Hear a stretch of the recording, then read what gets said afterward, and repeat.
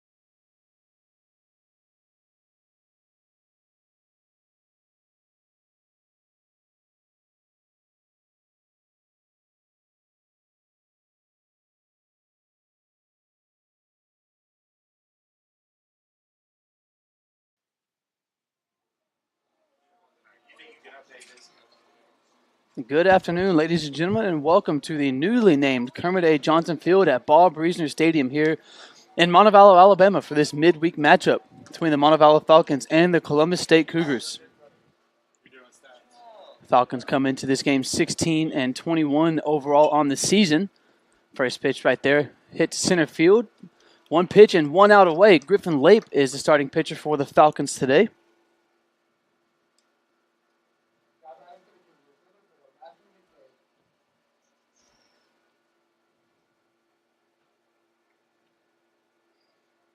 Matthew McDade steps up to the plate now for the Cougars. He's batting .277 on the season. Lape fires away. That's strike one on the outside corner.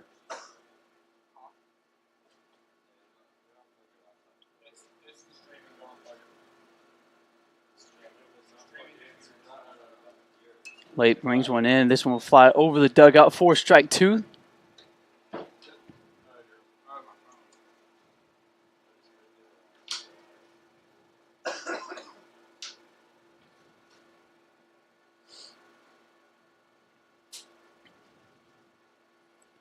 Pitch just a little outside there.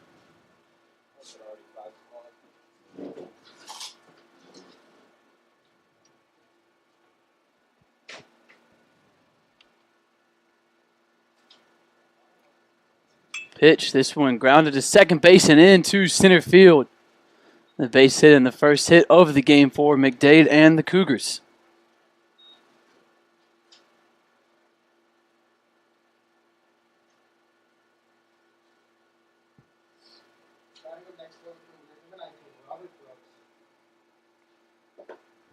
McDade now on first. That brings up Robert Brooks. Brooks himself hitting .333 so far this season. It's 12 doubles and 6 home runs. Late fires to the plate. Is low for ball one.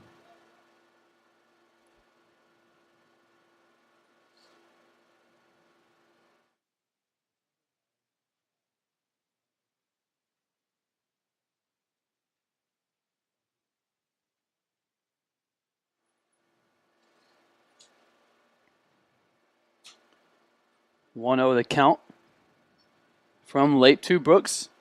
This one low and inside. McDade will move to second on this one, and Krabby loses it into the outfield, and McDade will move to third on a wild throw from Tyler Krabby. And now with one away, Columbus State all of a sudden has one runner. Third base 90 feet away from scoring.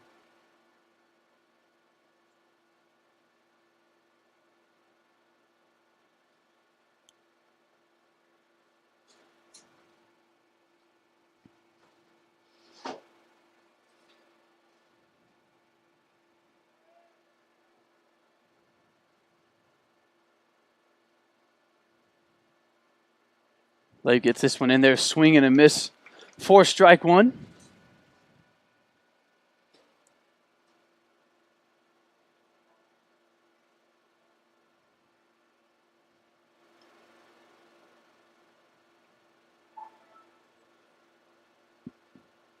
Lape gets him to miss again.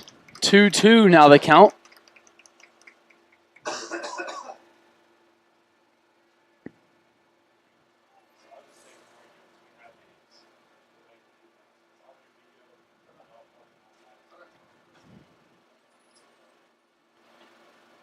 This one gets past Krabby, a little outside, and this one will be an easy run there for the Cougars as they get their first run of the game right there.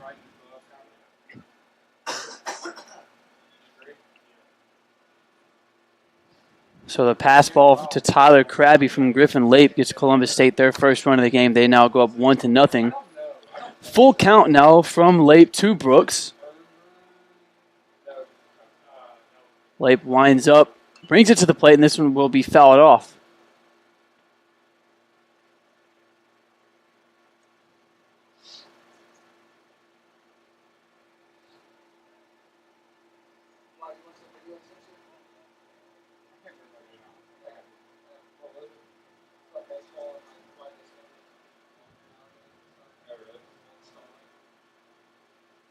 Lape fires again, and ball four called just off of the outside corner. So another runner on base for the Cougars as we take a look around the field for the Falcons today. Chance Foss is the starting right fielder. Kari Anderson is in left field. Jason Cryer, the everyday starting shortstop. Tyler Krabby behind the plate. Ryan Brooks is at second base. Ben Teal at third base. Ben Teal at first base. Ty Wooten is at third base. And J.M. Reed is in center field. Labe gets this one just a little wide.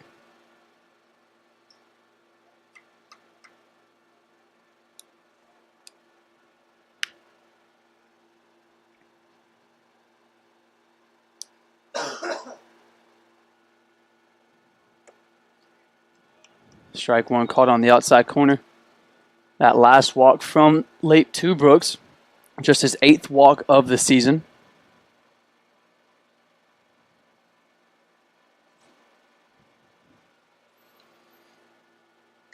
Lape fires and gets another one on the outside corner. The count now 1-2.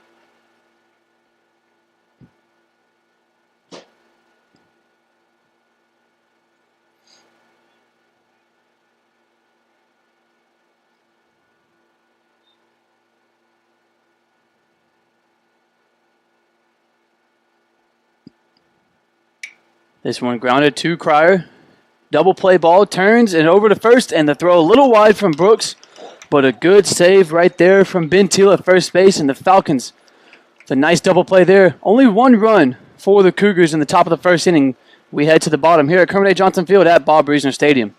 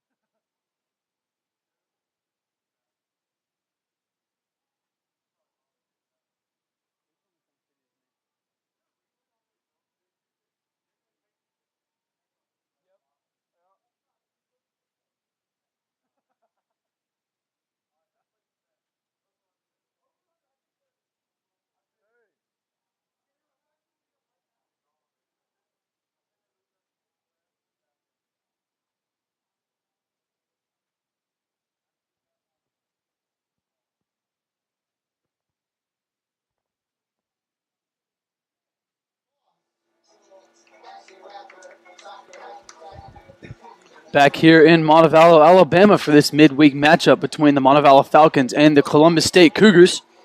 Chance Foss will look to get things going for the Falcons.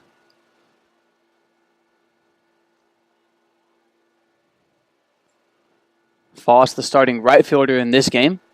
He'll take ball one a little low there.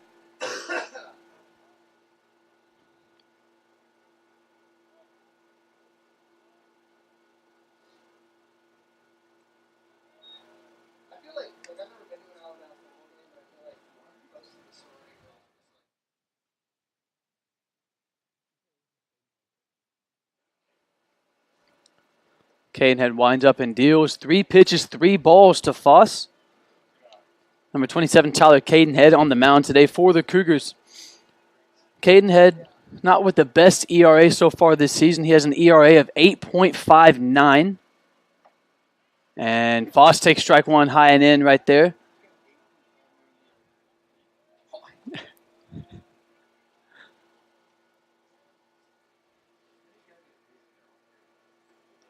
And strike two. That's two pitches in a row that Foss thought he had a walk right there. Not a whole lot of action so far for Caden Head this season. He's only pitched 7 1/3 innings this season.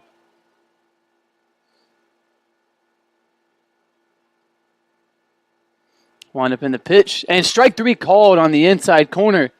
So Foss got way ahead in the count but could not hold it together and strikes out looking right there, as that brings up Corey Anderson, one of the more dangerous hitters for the Falcons. Anderson has the highest team average in batting average, batting .339 on the season. Corey Anderson normally in the leadoff role, batting second today though.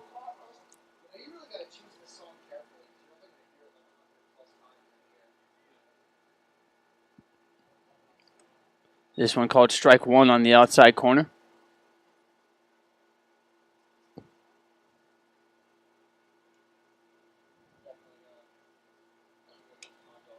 Anderson will foul this one off, just short of third base.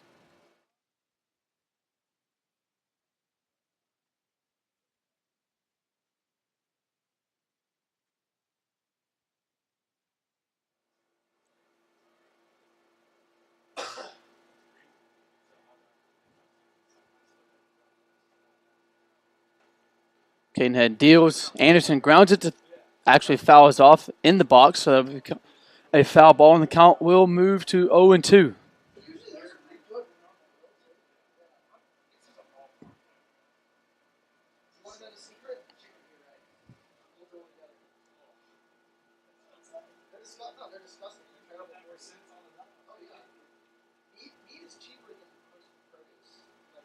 Cadenhead deals. This one will be low, and a high bounce there, probably off the back of the plate, moves the count to 1-2.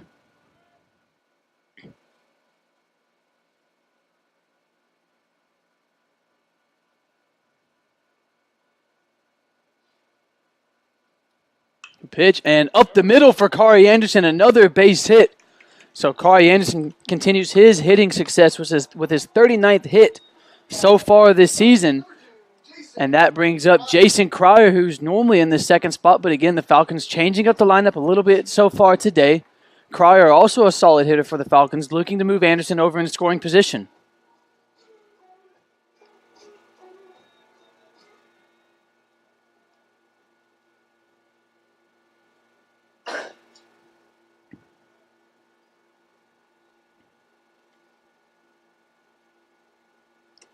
Cryer takes strike one there. Cryer so far this season batting .273.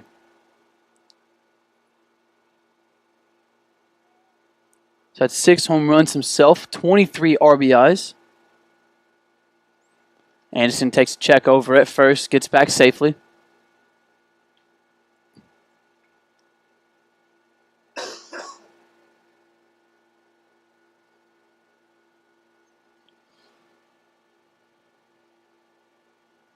Anderson gets checked again. Not a bad reason for Columbus State to be checking Corey Anderson. He is 5 for 6 on stolen bases so far this season.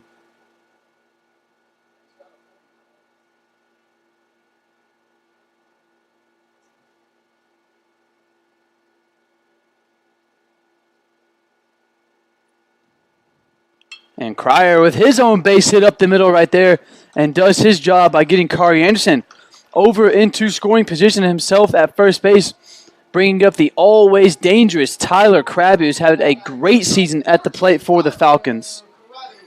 Krabby himself batting .324 this season with 11 home runs for the Falcons. Krabby did also hit for the Cycle a couple weeks ago at Union.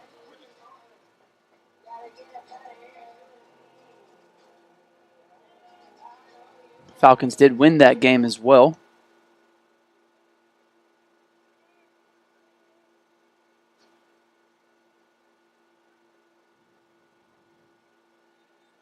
.48 hits for Tyler Krabby this season.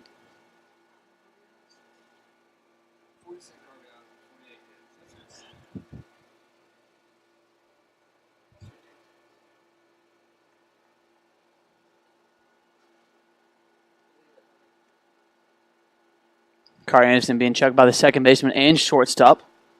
So he takes a little bit of a lead. Ball 1 called right there to Tyler Krabby.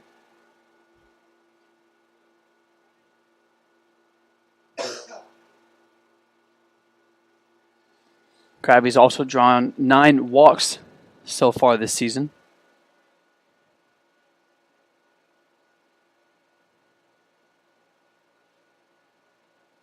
This one will be dealt to him, and he turns one over into left field right there. Carter Anderson will be held at third, but a good hit right there. 3 hits in a row for the Falcons, as they have now loaded the bases with just 1 out. Batting next to the Falcons, number 35, Davis Lott. So Chance Foss struck out to get things going, but ever since then, 3 batters, 3 base hits for the Falcons. That brings up the DH. Davis Lott for the Falcons.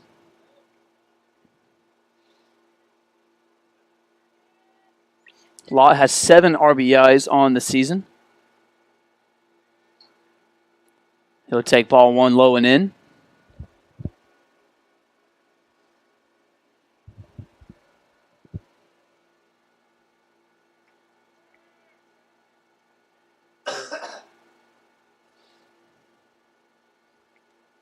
This time he takes ball 2 away. So Lott gets ahead in the count a little early here. 2-0, 1 away. Falcons with bases loaded, looking to answer Columbus State 1-running inning in the top of the first. One up in the pitch, and this one goes off foul. Moves the count to 2-1.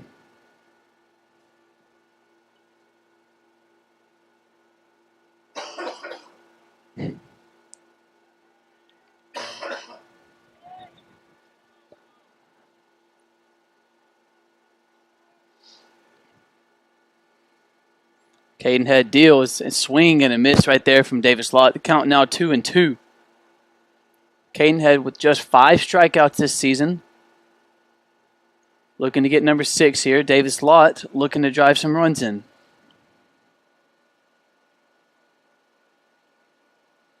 Lott swings and hits this one high to right field, deep by the warning track. This one is gone! Davis Lott, a grand slam to give the Falcons a 4-1 lead in the bottom of the first inning.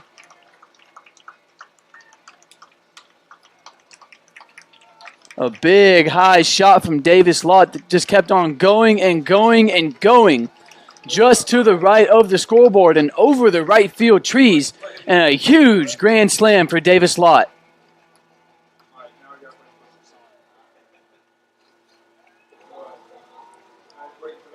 So the Falcons' hitting success of the bottom of the first continues. Base hits from Carter Anderson, Jason Cryer, and Tyler Krabby turns into the grand slam that now brings up the second baseman, Ryan Brooks.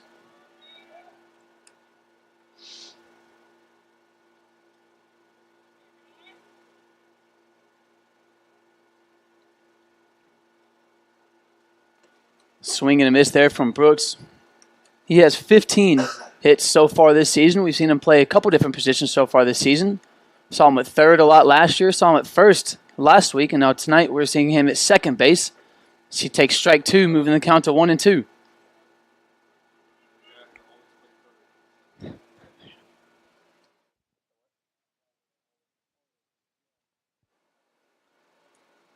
This one low and inside moves the count to 2-2.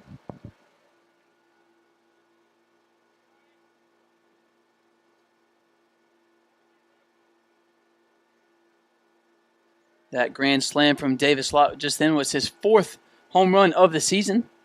Foul ball right there from Brooks. Keeps the count at 2-2.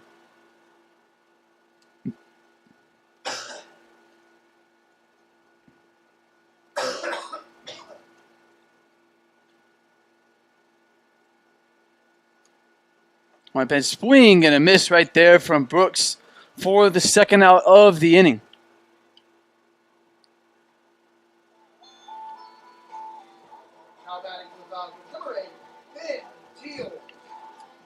So that strikeout there from Brooks brings up Ben Teal. Teal has had a pretty solid freshman campaign so far this season, batting .241 for the Falcons. And he'll foul this one off over to the third base dugout. Teal has had 26 hits so far this season, 2 doubles, 1 triple, and 2 more home runs to add on to the top of that. Fires away, ball 1 low and away.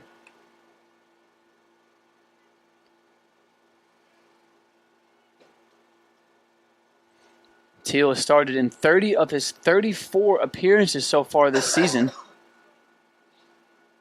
Count now 1-2.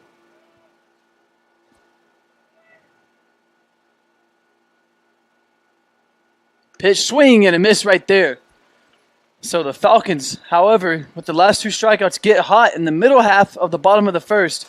4 hits in a row, including a grand slam from Davis Lott, and take a 4-1 lead heading into the top of the second.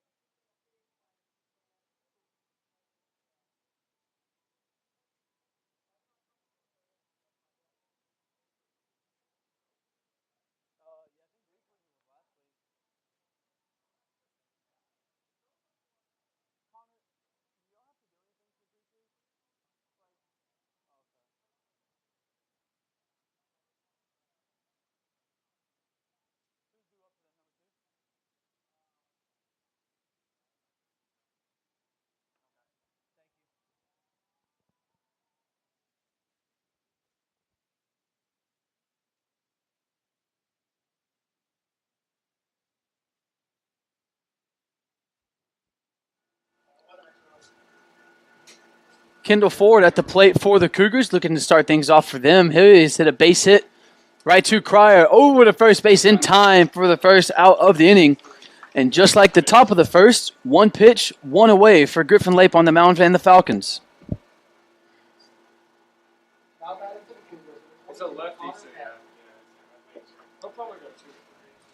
Connor Pett steps into the box now for the Cougars. Pett is having an outstanding season for the Cougars, batting .500 so far this year.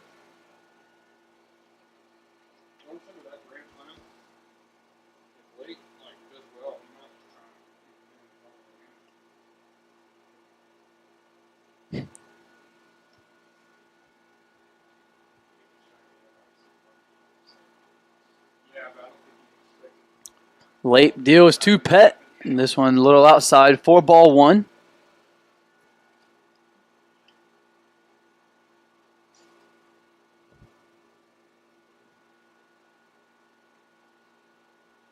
He deals again. This time strike 2 on the outside corner.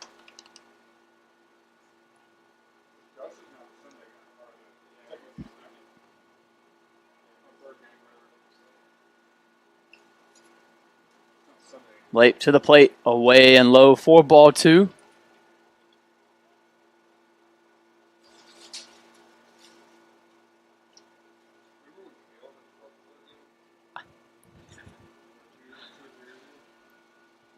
The pitch, this one is a base hit into right field. And Columbus State pretty much doing the same thing they did in the first inning. 1 away and then a base hit.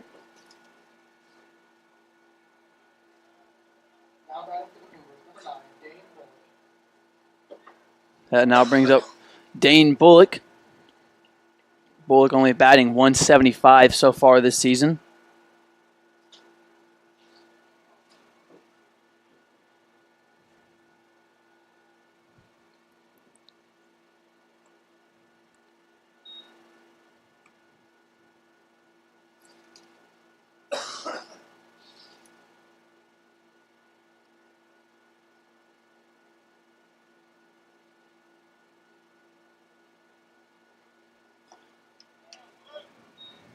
2-0 now the count. Connor Pett taking some pretty big jumps after Lape releases the ball heading to the plate.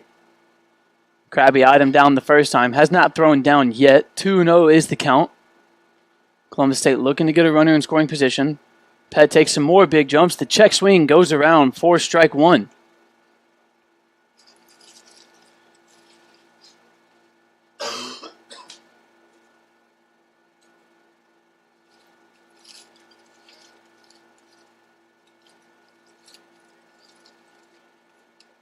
This one inside there on the corner for strike two. Lape worked his way back into the count now.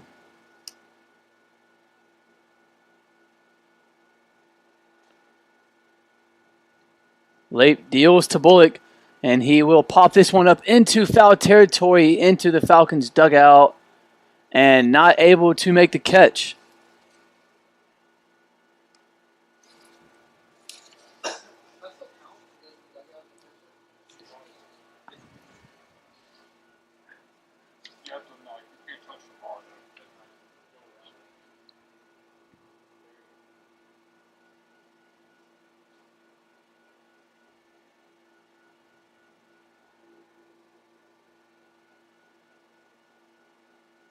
Lape deals again. This one hit deep into left field. Kari Anderson making his way back.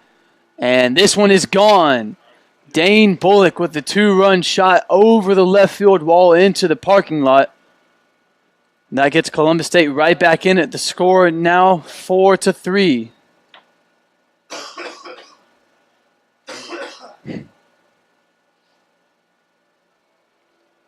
So with that 2-run shot from Dane Bullock, that gets him his 4th home run of the season. As that now brings up number 11, Drew Webb. Webb has started in all 18 games he's appeared in so far this season. Pitch, and this one's fouled off behind the first base dugout.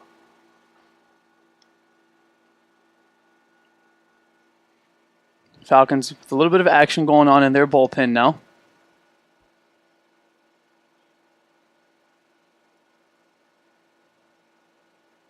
Griffin deals just outside for ball two.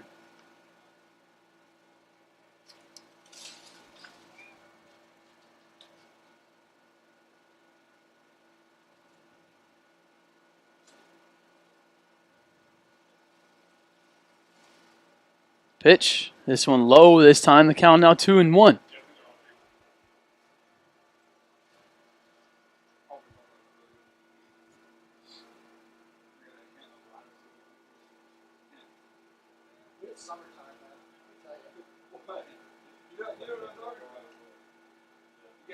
Pitch. This one grounded to Cryer. Makes a good backhanded stop over to first in time. A great play there from Jason Cryer to get the second out of the inning.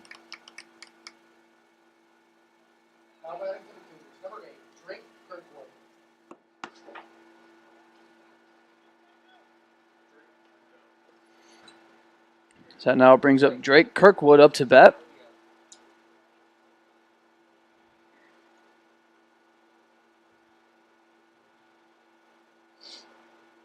Kirkwood, this is just his 3rd appearance at the plate this season as he fouls that one off.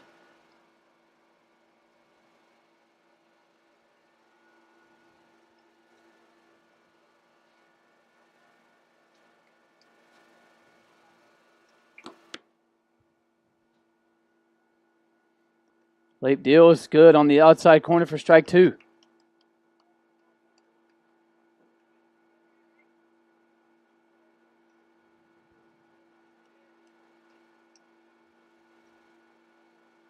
Wind up in the pitch. This one fouled off.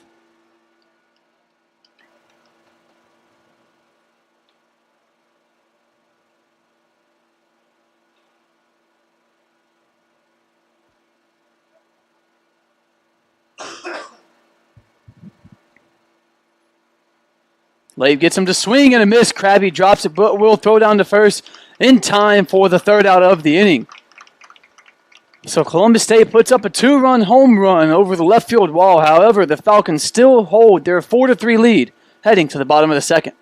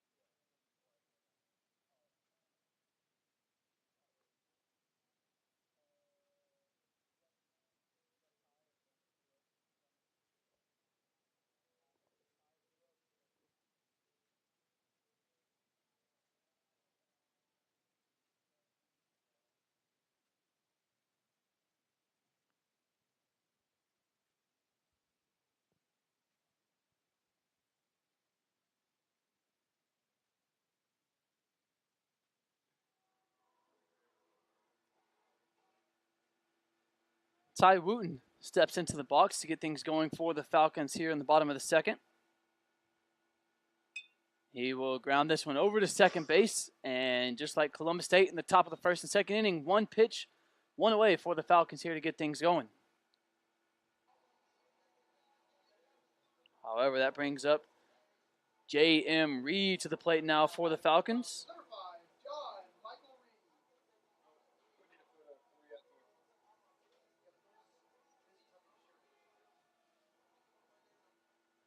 Reed. J.M. batting .230 on the season.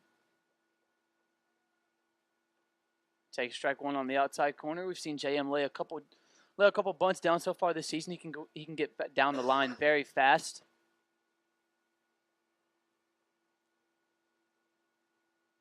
Swing and a miss there to Reed. 0-2 now the count.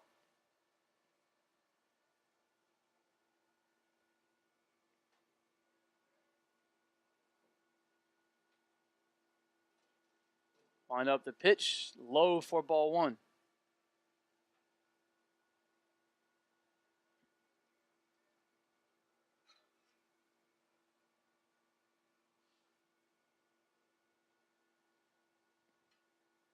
Reed fouls this one off behind the plate.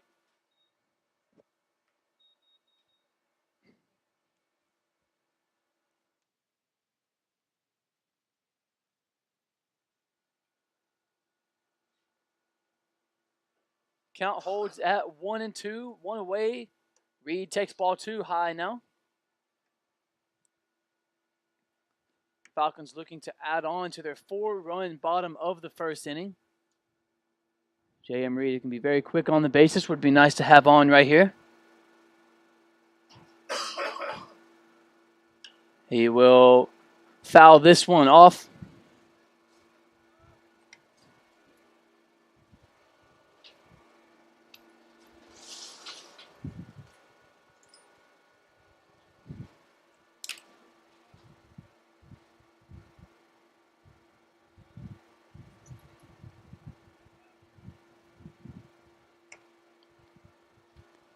Takes ball three right there, so the count is now full.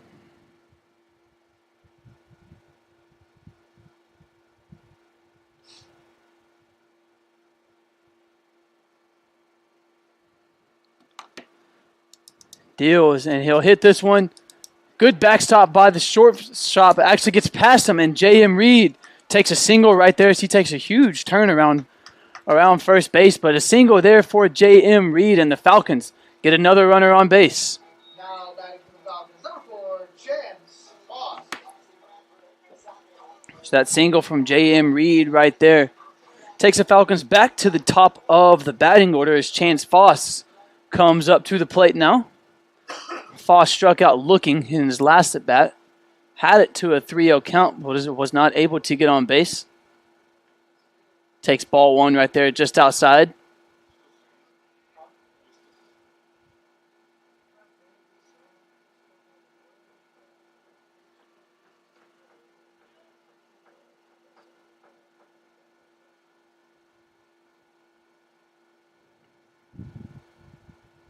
Wind up in the pitch.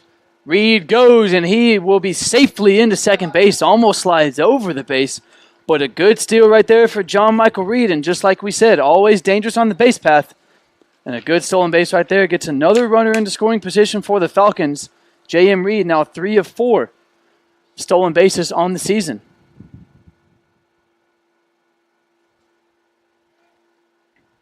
Foss looking to drive in J.M. Reed.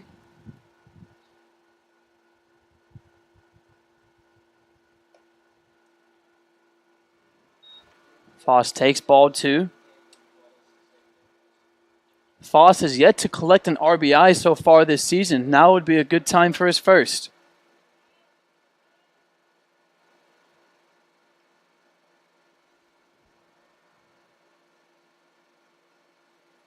The pitch on the outside corner for strike two.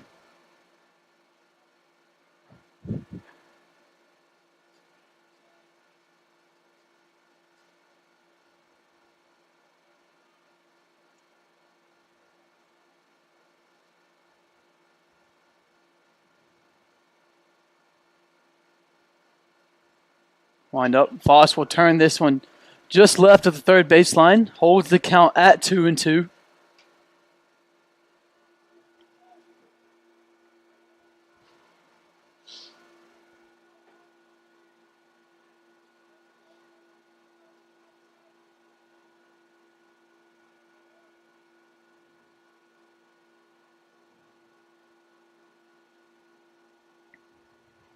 Reed taking a sizable lead off of second base.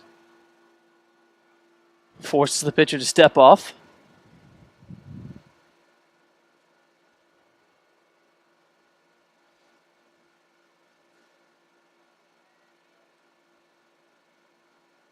The pitch high and inside, and another full count now for the Falcons.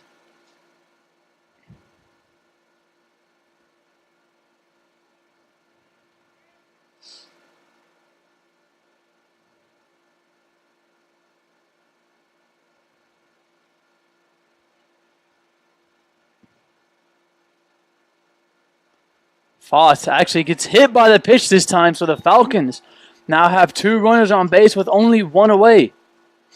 Good job there from Chance Foss to stay in the at-bat and actually take a pitch right there to put the 2 runners on bases for the Falcons. Now bringing up the Falcons' best contact hitter in Kari Anderson, who got on the base last inning with a single, looking to do it again here.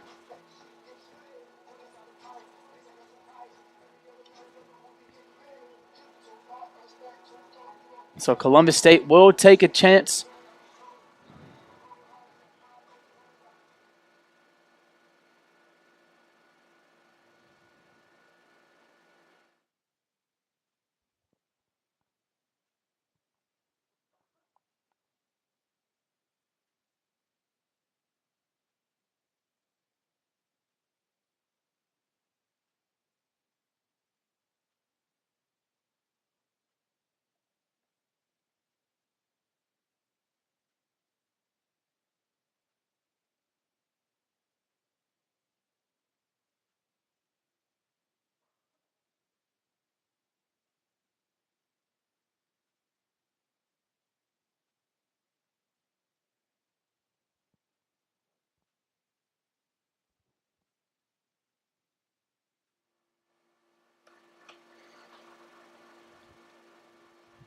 So after Cadenhead hit Chance Foss, they decided to take a trip to the mound. Falcons with 2 runners on base.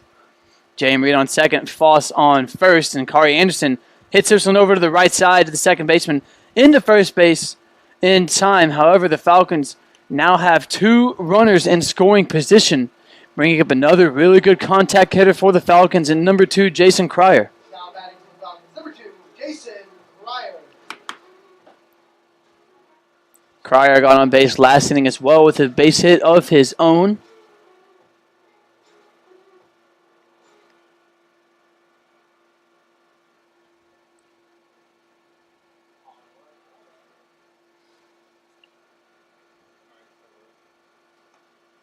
Cryer takes ball 1 just outside.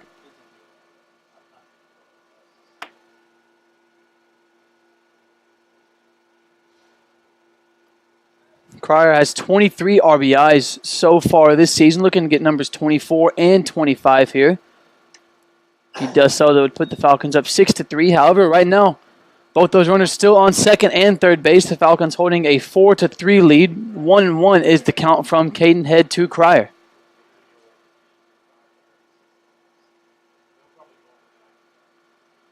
The pitch high and inside. Count now 2-1.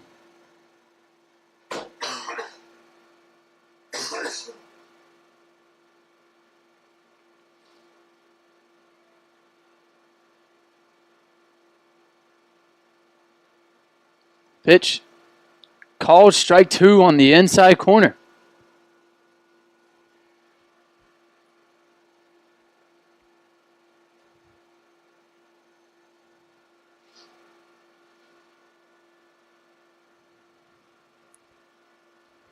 Cadenhead deals ball 3 high and inside. Another full count, the 3rd one of the inning for the Falcons.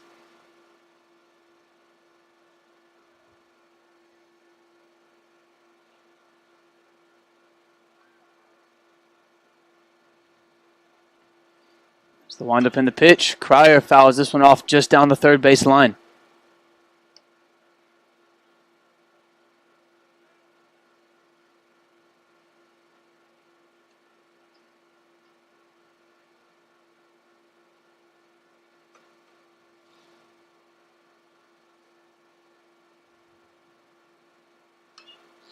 Cryer fouls it off again, this time off of himself. Well, dinged himself up a little bit.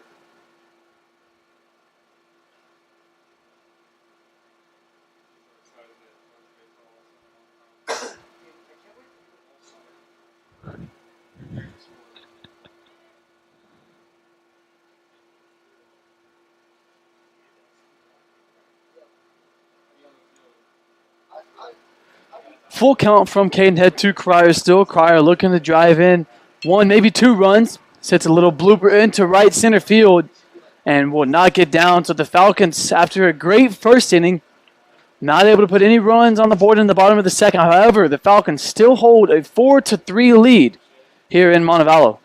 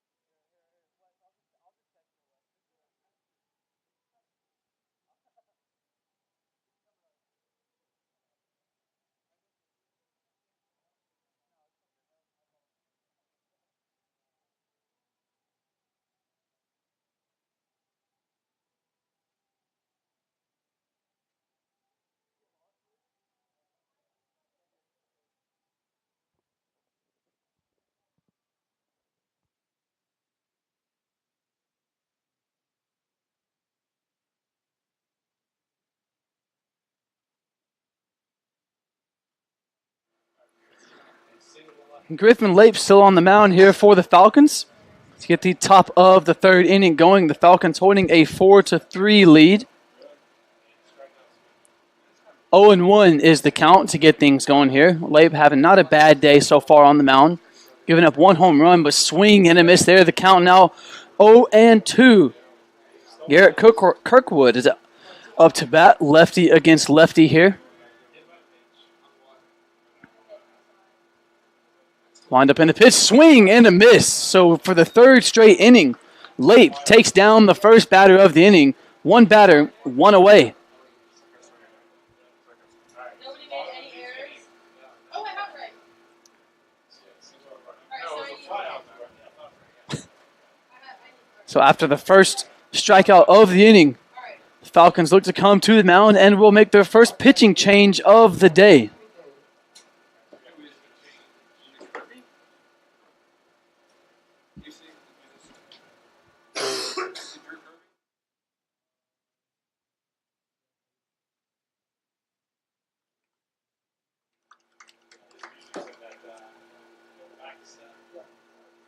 So Lape goes 2 1/3 for the Falcons. Gives up 3 runs. However, Lape coming off the mound now. That will now bring in number 13, Drew Kirby, to the mound for the Falcons. So while the Falcons make their pitching change, we'll take a step aside and we'll be right back here at Kermit A. Johnson Field at Bob Reesner Stadium.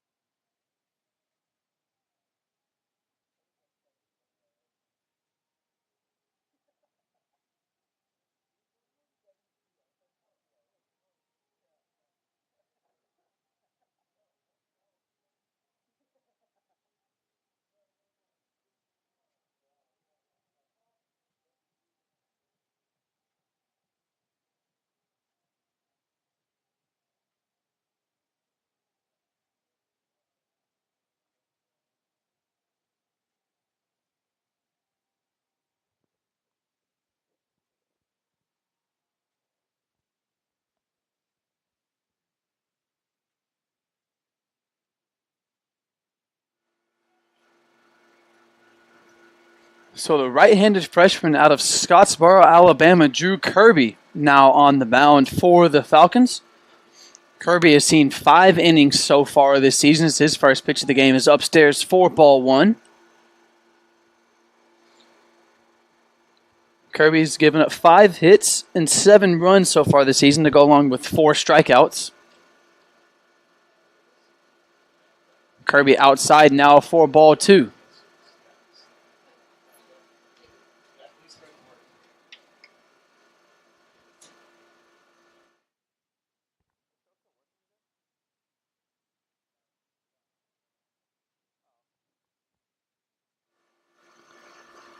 Swing and a miss right there. A good pitch by Kirby. Gets the count to 2-1.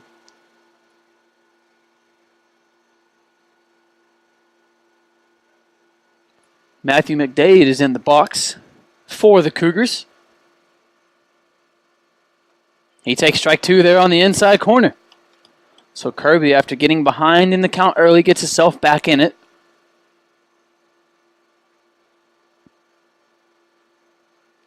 McDade having an okay season at the plate for the Cougars. 19 hits so far this year. Wound up in the pitch. This one throw behind from Kirby. Makes it a full count.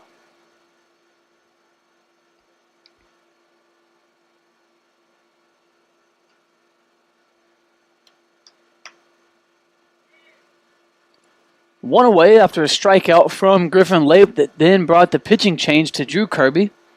He's now gotten himself into a full count to Matthew McDade.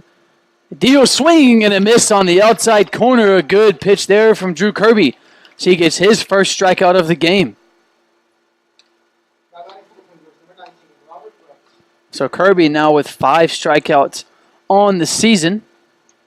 Brings up number 19, Robert Brooks, to the plate.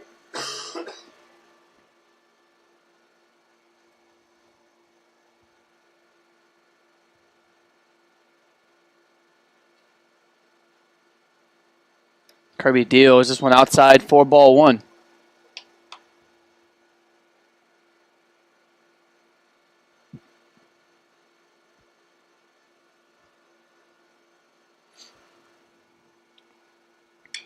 This one grounded to third base. Third base, a good play. Over to first base in time for the third out of the inning. Drew Kirby comes in, does a good job on the mound, faces 2 batters, gets 2 outs. The Falcons hold a 4-3 lead heading into the bottom half of the inning.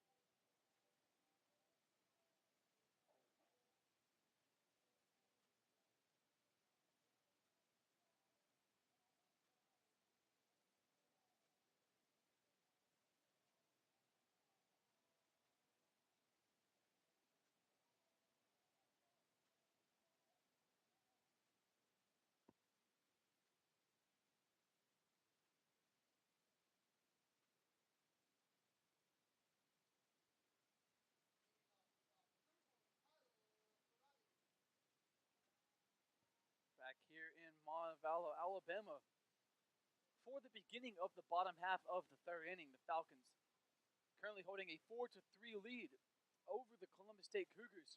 Leading things off for the Falcons is the always dangerous Tyler Krabby. Krabby fouls this one off to get things going. Krabby did get on base last time with a base hit that was then followed by a grand slam by Davis Lott.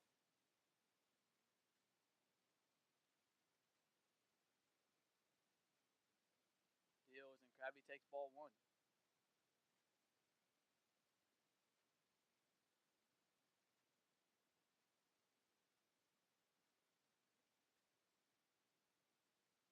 The pitch this time almost hits Tyler Krabby. It looked like it might have it first. Count now moves to 2-1.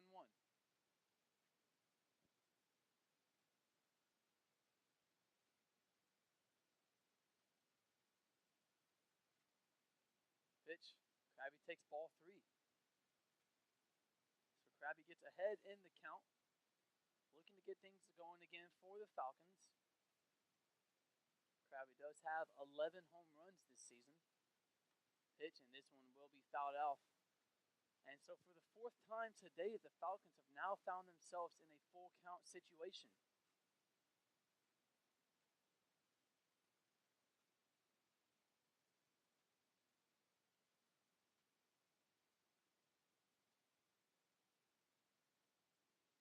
Cadenhead deals, throws, and Krabby fouls it off again.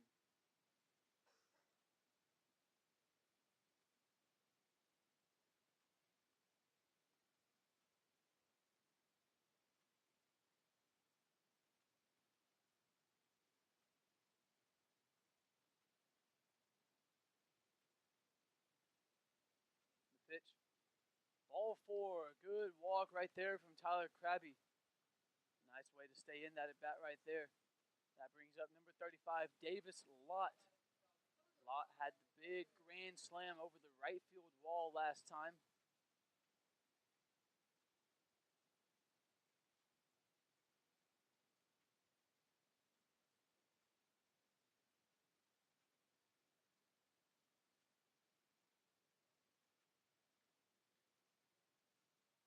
Lott hits this one up high into left center field. And an easy fly ball right there as Tyler Krabby will trot back to first. One away here in the bottom of the third inning.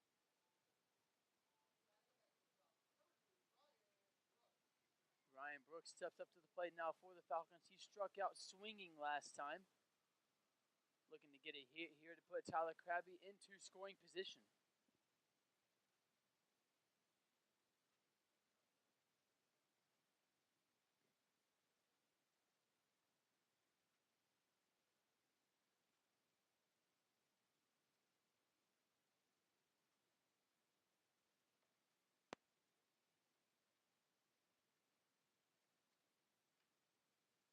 This one hit over to the third baseman. Potential double play ball, and that's exactly what Columbus State's get. So the Falcons not able to get anything going for the second straight inning, but still hold that 4-3 lead heading to the top of the fourth.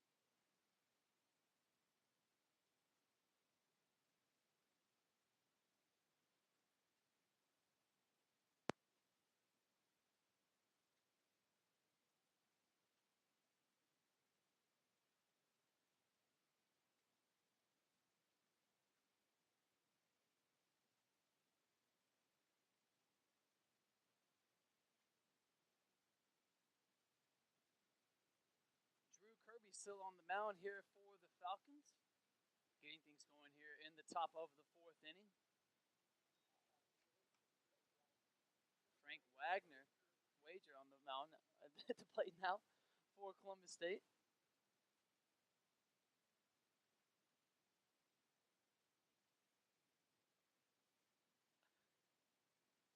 Wager batting .228 on the season for the Cougars. Wind up in the pitch from Kirby just outside for ball one.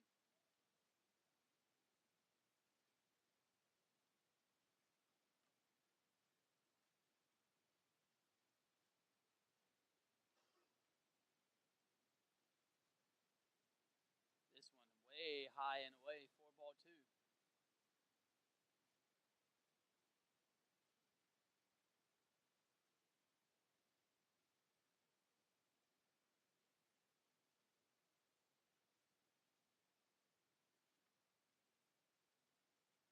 This one called strike two on the outside corner. Kirby gets himself back into the count.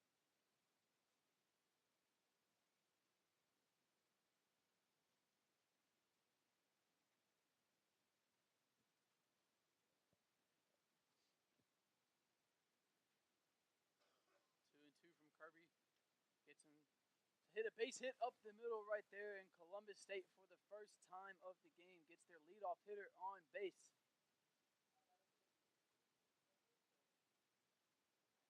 Now brings up Kendall Ford for the Cougars. Ford batting .280 on the season. Ford also very dangerous if he gets on the bases so far. He's attempted 13 stolen bases so far this season. He's been successful on 9 of those 13 attempts.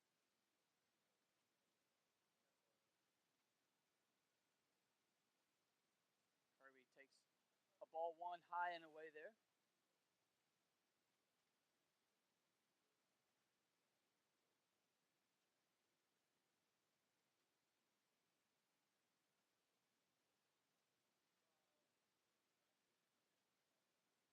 Kirby deals, gets Ford to foul this one off back behind home plate.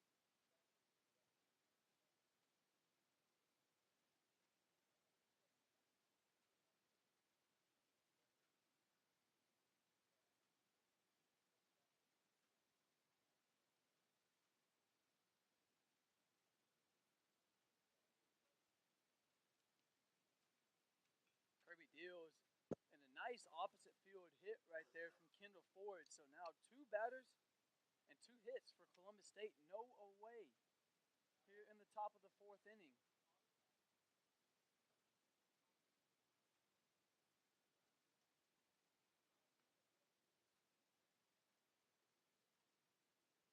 So 2 batters and 2 hits for Columbus State. And that now brings up Connor Pett, who again is having a great season at the plate for Columbus State, hitting .500 so far this year. Kirby deals ball one just outside.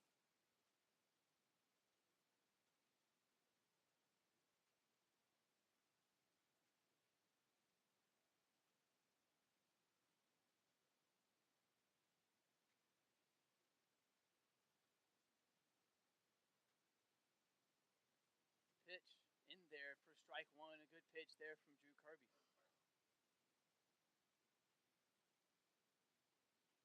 Falcons with a little bit more action going on in the bullpen. Runners on first and second for Columbus State. 2 batters, 2 hits, count 1-1. Kirby deals. This one goes behind Pett, but a great catch right there from Tyler Krabby to allow Columbus State to not have 2 runners in scoring position.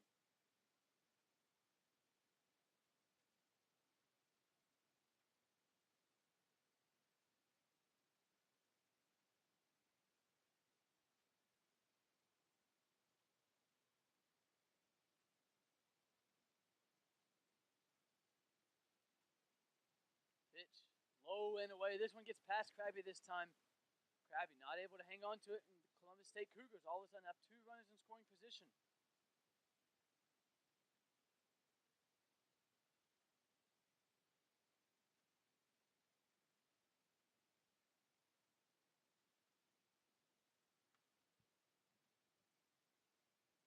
Although batting season. Pett has yet to pick up an RBI.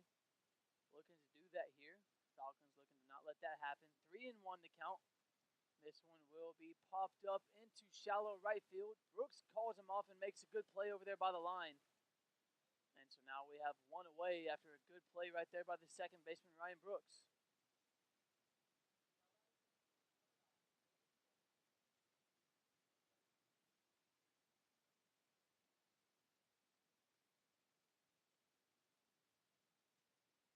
So Dane Bullock steps up to the plate now. Hit the home run for the Cougars last time to cut this game to a 4-3 lead as the Falcons will come to the mound for a little bit of a pitching discussion.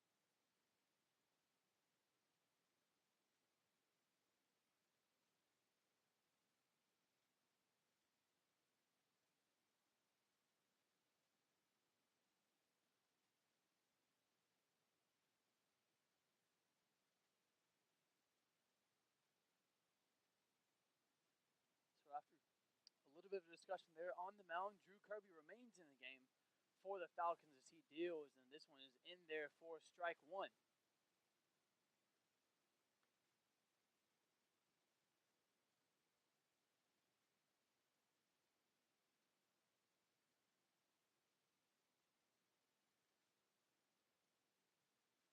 Dane Bullock at the plate for the Cougars, swing and a miss right there. Another good pitch from Kirby. Count now 0-2.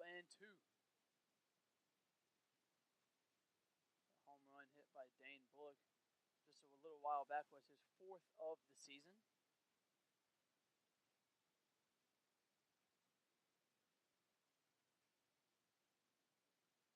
Pitch swing and a miss right there. Another good pitch. Actually, umpire ends up calling it a foul ball. Count will remain at 0-2.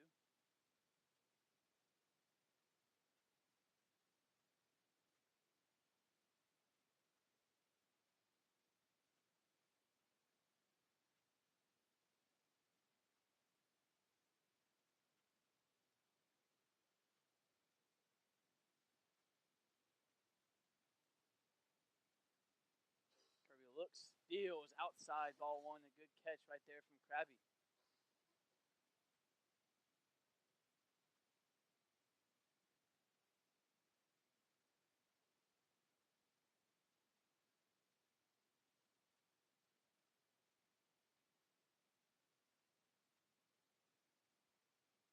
Pitch swing and a miss this time. Strike three right there. A great pitch from Drew Kirby. Now 2 away. Looking to not let Columbus State add on these 2 runs with the 2 runs they have in scoring position. It will be a really good job for Drew Kirby to get out of this inning while still holding the Falcons' lead. Falcons are up 4-3. 2 away here in the top of the 4th inning.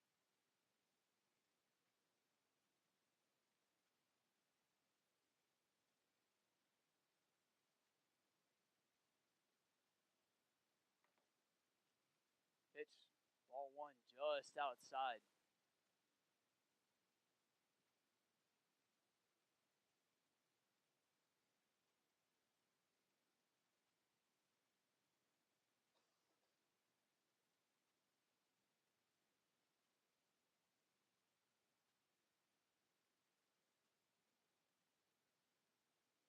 Swing and a miss there. Good pitch from Kirby.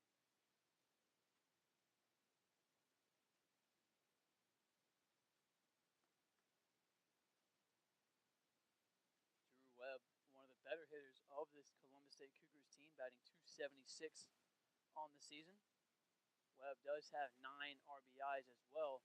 So he hits a base hit up the middle right there. Reed not able to get it in time, and it lets it get past him to the wall. 2-run score.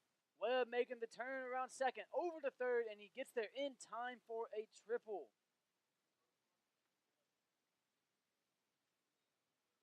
Falcons not able to make some good plays there in the field. Columbus State adds on those 2 runs and puts another runner into scoring position there, and they retake the lead. Now up 5-4.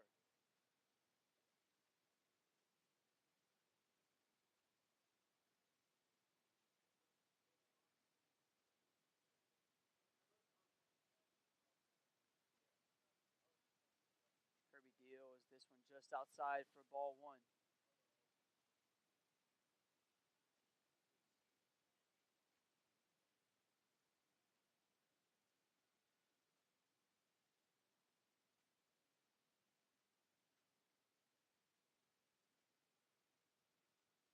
This one hit, and this one is gone. So now after 2 runs were brought in for Columbus State, they answer with another 2-run home run of their own and now take a 7-4 lead. The official stat on the other play as well was actually a single, not a triple for Drew Webb. It was a single that brought in 2 runs, and then he advanced to third on the air by J.M. Reed. And then that right there is followed by the home run. And after that right there, Coach Chandler Rose will make another trip to the mound as Columbus State has put up 4 runs. And that looks like that will be the day for Drew Kirby.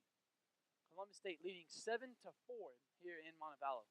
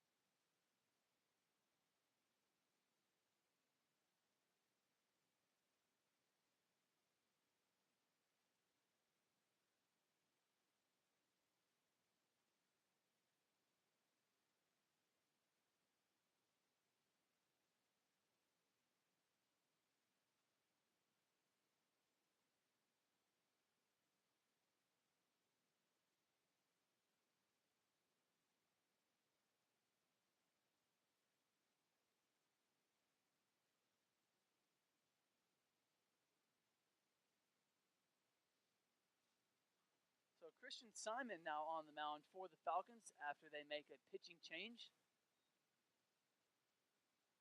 Columbus State put up 4 quick runs to go up 7-4. Simon, the D1 transfer out of Marshall. Left-handed pitcher deals to home plate just outside for ball 2. The count now 2-0.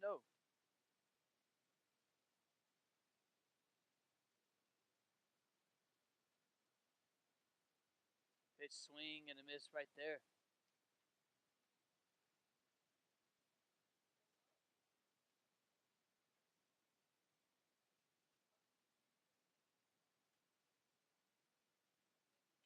Pitch, this one grounded to Brooks at second. 0 to first in time for the 3rd out of the inning. However, Columbus State racks up 4 runs off of a base hit into left center field and a 2-run home run over the left-centered wall. And they now take a 7-4 lead heading to the bottom of the 4th.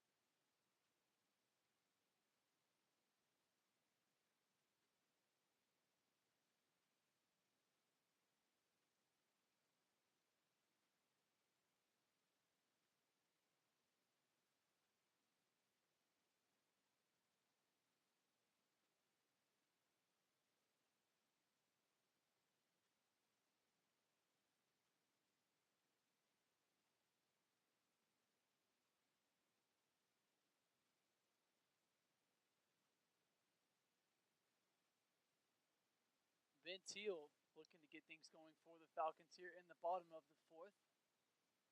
That one will be popped out of play. 1-1 is the count from Cadenhead to Teal. Teal, the freshman out of Homewood, Alabama, right down the road from Montevallo as he grounds out to second base right there.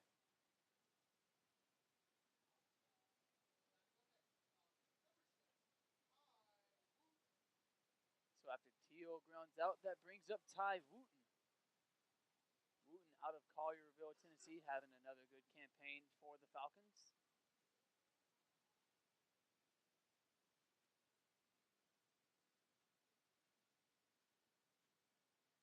Deal is in there for strike one.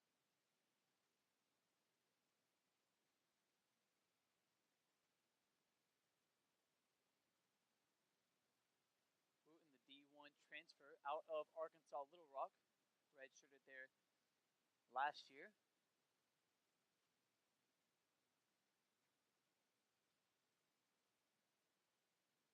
One and one the count. Cadenhead deals outside for ball two.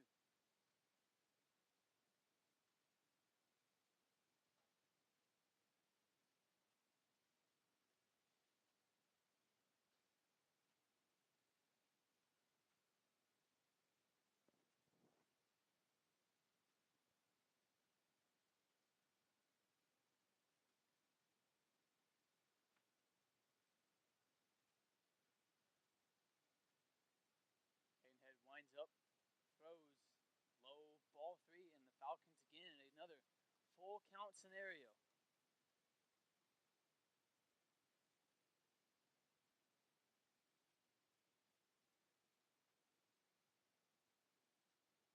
This one high and inside for ball four, and Ty Wooten will draw that walk right there. And again, the Falcons have another runner on base. That brings up the dangerous and speedy center fielder J.M. Reed up to the plate now for the Falcons.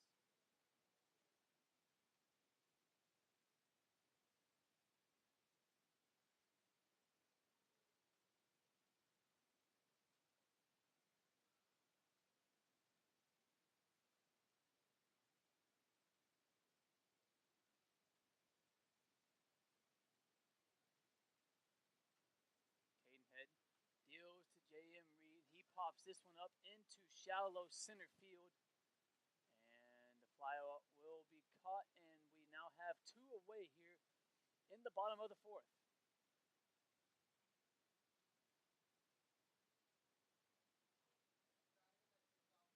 So the Falcons up to the top of the order again as Chance Foss will come to the plate. Two away. Ty Wooten is on first for the Falcons.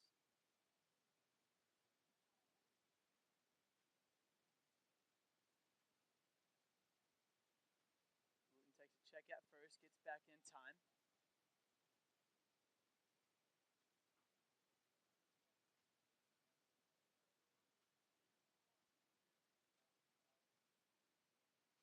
Wooten checked again.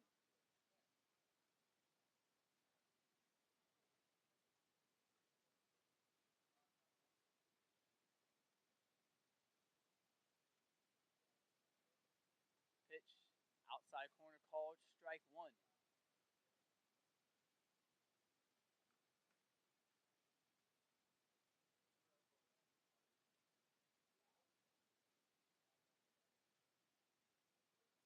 Chance Foss turns this one foul into the Columbus State bullpen. Count now 0-2. Foss looking to get on base. Batting 179 so far this season.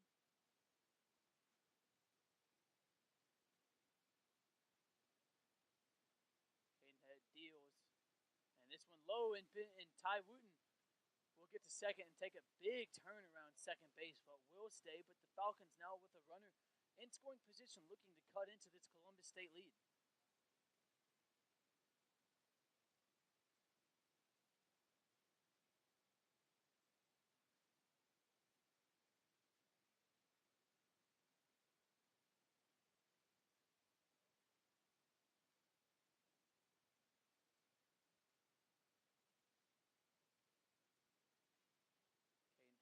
back to second, deals to home. Foss hits this one right to the shortstop, over to first in time. Foss almost beats it out, not able to do so. And for the third straight inning, the Falcons not able to put any runs on the board, down 7-4 as we head to the fifth.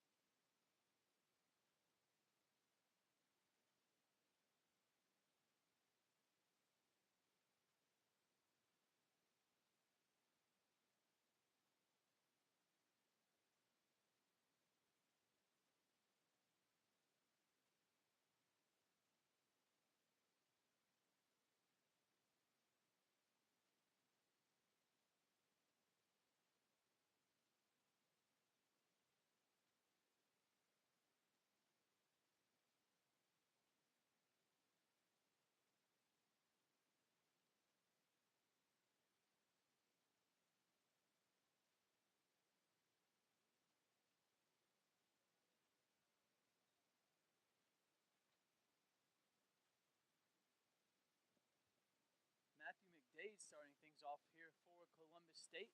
Christian Simon still on the mound for the Falcons. Fires, and McDade will throw this one up right to first base for the first out of the inning. Falcons have done a very good job about getting the leadoff hitter out so far to start the game, but ever since then, that's where Columbus State has gotten the majority of their hits and runs. Columbus State does have 7 hits on the day. That's in part of their 7-4 lead over the Falcons.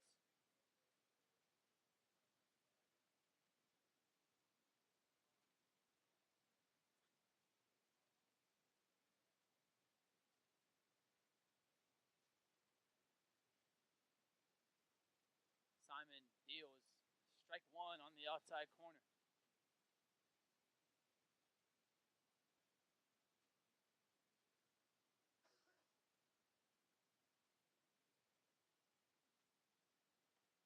Looks, throws, and this one popped way up in the air into foul territory and almost comes back into fair territory. But Ben Teal is there for the second out of the inning.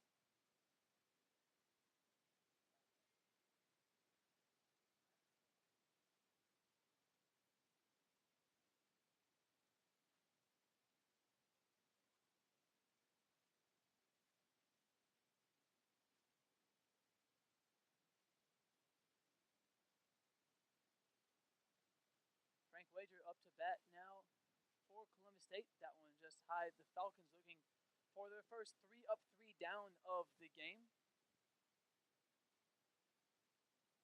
In 4 innings played so far, the Falcons have gotten the leadoff hitter out in 3 of them.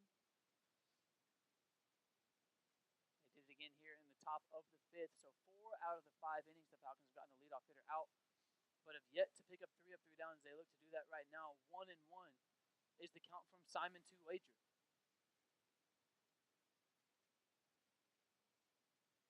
Simon deals, hit right back to him and bounces off of his leg. And this one will go into the outfield as Christian Simon took a shot to the leg there, and he is limping around a little bit behind the mound.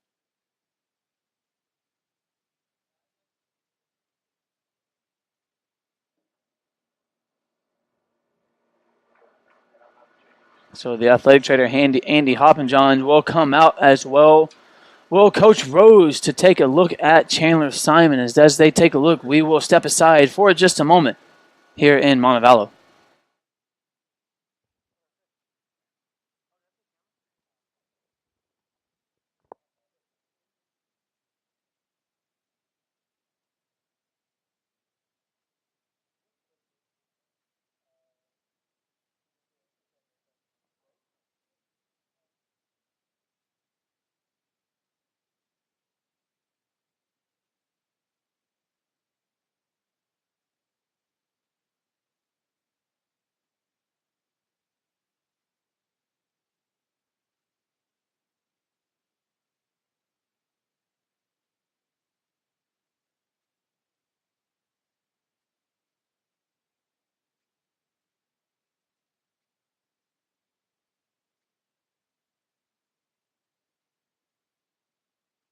Christian Simon remains in the game for the Falcons, and now he'll be dealing to number 2, Kendall Ford.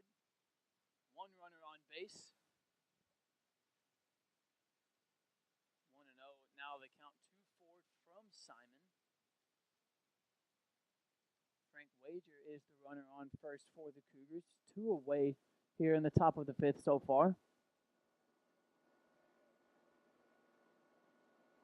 Simon deals in there for strike 1.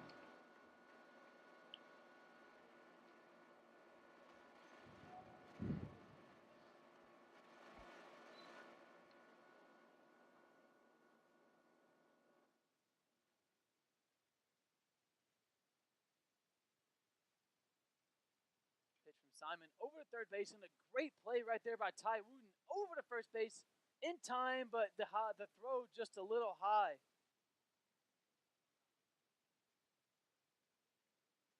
Ben Teal not able to get down in time to get his foot on the bag after a great play by Wooten at third. And so now Columbus State with 2 more runners on base. Wager at second, Ford at first.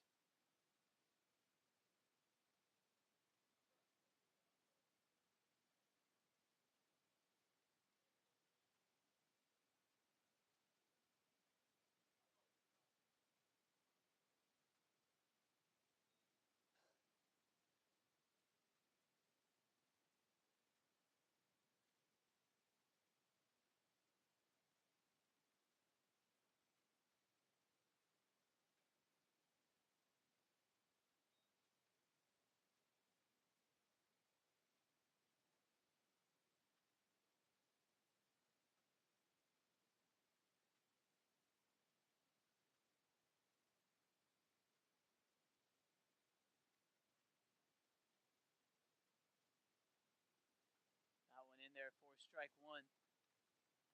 Connor Pett now on the mound, now up to bat for Columbus State.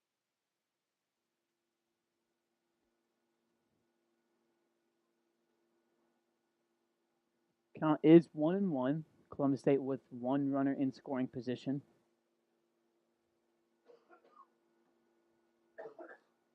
Simon looking to get out of it. Throws this one grounded to third base and will go foul, moving the count to 1-2.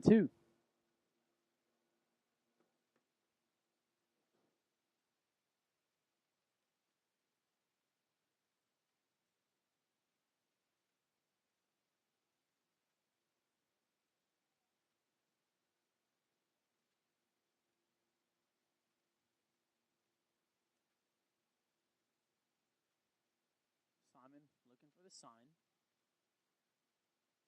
Looks at second, deals to home, swing and a miss. For strike 3, Tyler Krabby will tag Pett for the 3rd out of the inning. So Columbus State not able to add on to their leads, but still hold their lead 7-4 heading to the bottom of the inning.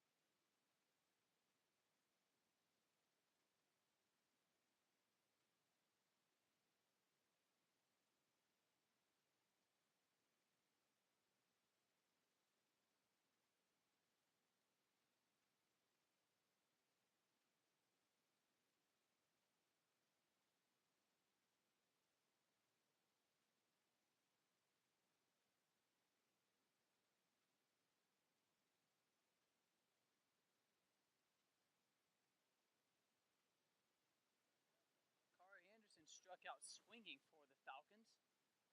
Here to get things going in the bottom of the fifth. That now brings up the shortstop, number 2, Jason Cryer.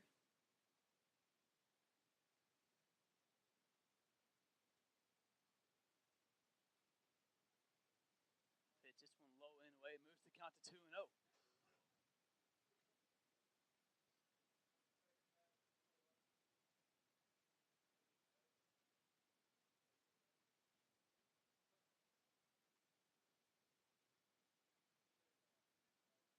Pitch this one hit into left field, back to the wall, and a good play right there by the left fielder for the second out of the inning. That now brings up the catcher, number 20, Tyler Krabby.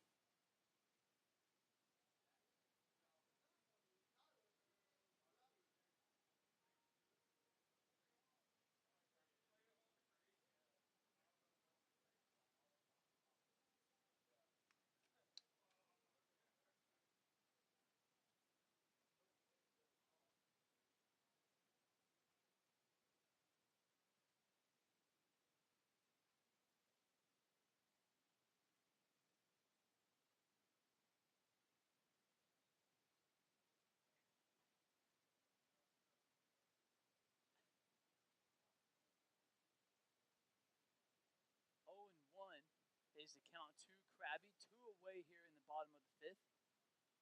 Falcons with just 5 hits so far on the day.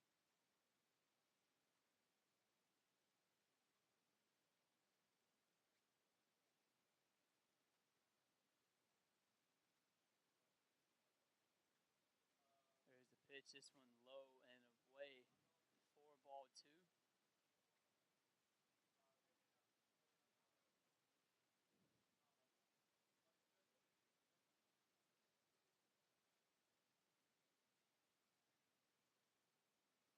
2-1.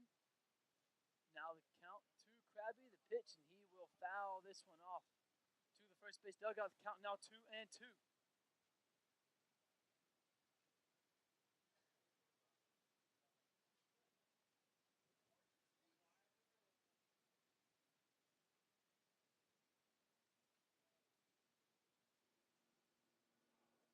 Cadenhead deals to Krabby. He hits this one high into left field, and this ball is way gone into the parking lot. Tyler Krabby, his 12th home run of the season, and gets the Falcons now down just 7-5 here in the bottom of the inning.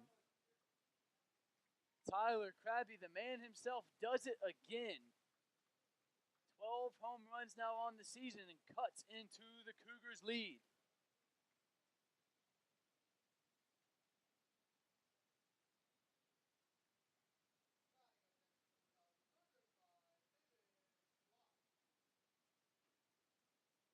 Right after Krabby's 12th home run of the season, that now brings up the man that hit the grand slam earlier in the game.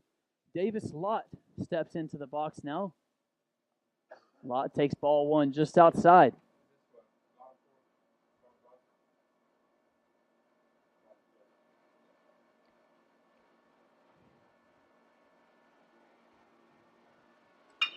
And Lott hits one into right center field there. This one will get all the way to the warning track and now to the wall. Lott rounds first and into second with an easy stand-up double.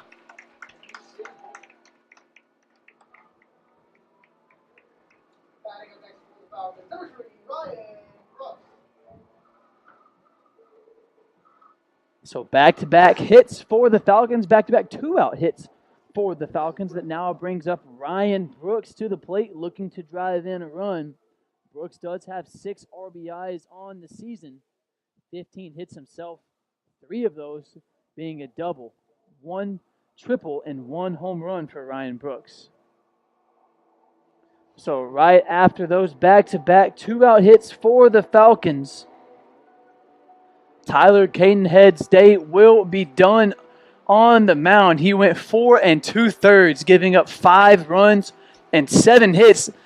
We'll be right back here in Montevallo. Ryan Brooks looking to cut more into Columbus State's lead.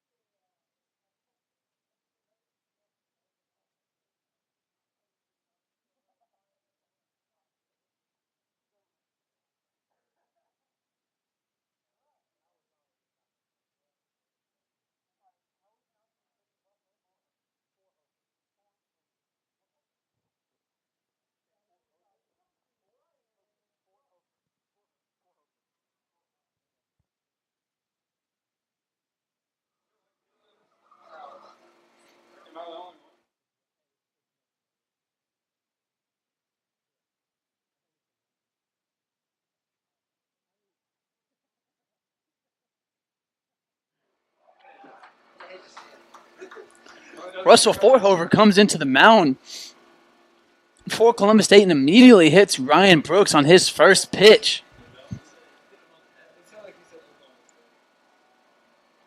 So the Falcons, with now their third straight batter on base with 2 outs, and that brings up number 8, Ben Teal, and the Falcons can now take a lead with a Ben Teal home run. If that were to happen, you can get one in the gap, and you can still drive in 2 runs.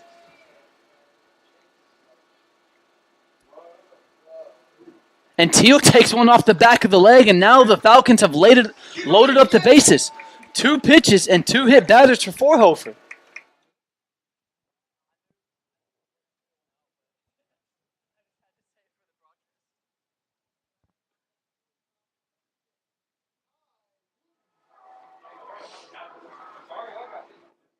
So a home run for Tyler Krabby, and then a base hit by Davis Lott.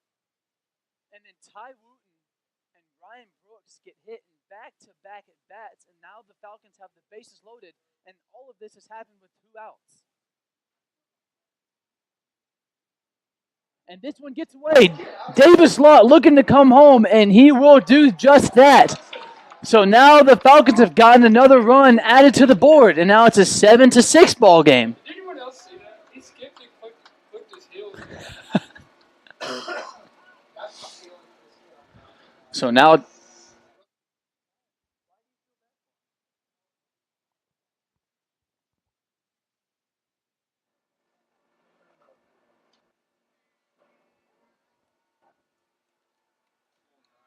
Ty Wooten now looking to help the Falcons take the lead. He takes strike 1.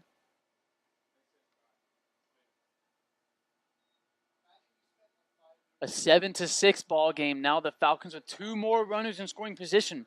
Ryan Brooks on third, Ben Teal at second, and the freshman Ty Wooten up to bat, and he hits this one right to the shortstop. Wooten will try to beat it out.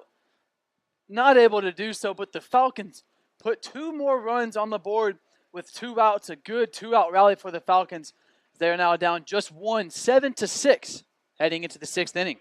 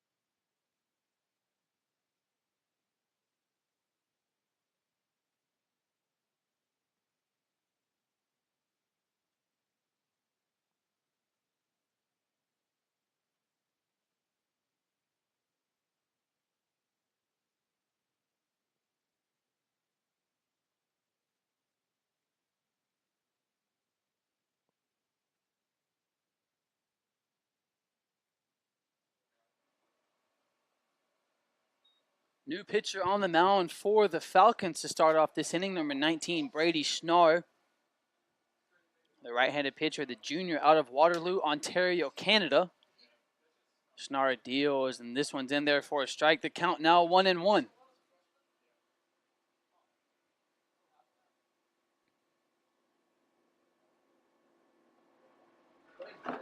Schnarr has a 2-4 record on the season for the Falcons.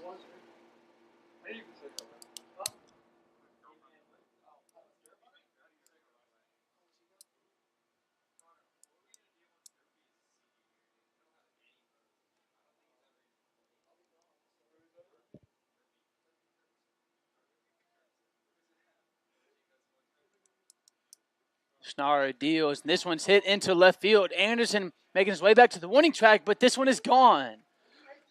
A home run right there for number 9, Dane Bullock, as he answers the Falcons' 2-run rally in the bottom half of the inning with a home run of his own to extend Columbus' State lead back to 2.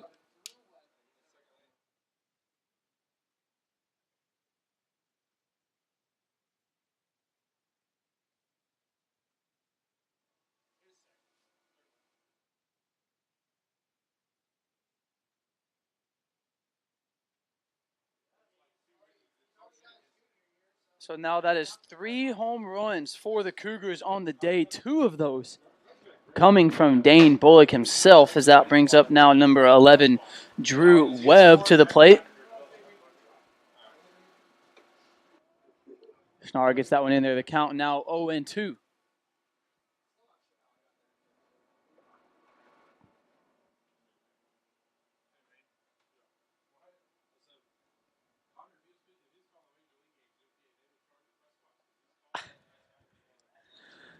And a strike 3 right there for Brady Schnarr, and he gets the first out of the inning.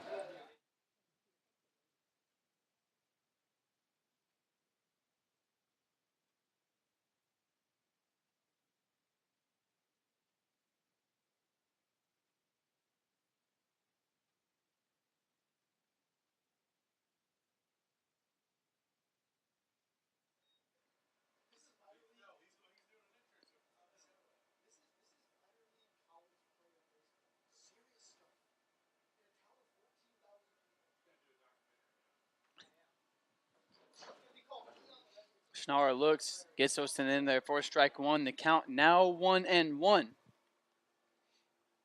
Drake Kirkwood is now batting for the Cougars. Columbus State holding that 8-6 lead, now in the double-digit hits with 10 on the game. This one hit into right center field, and a good play right there.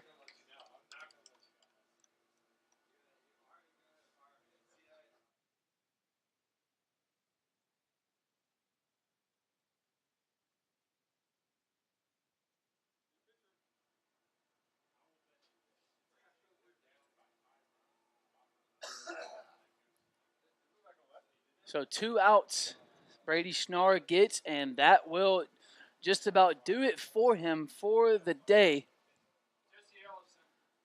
As Jesse Ellison will now come to the mound for the Falcons, looking to finish off the 6th inning. Falcons down 8-6, 2 away as Ellison comes to the mound.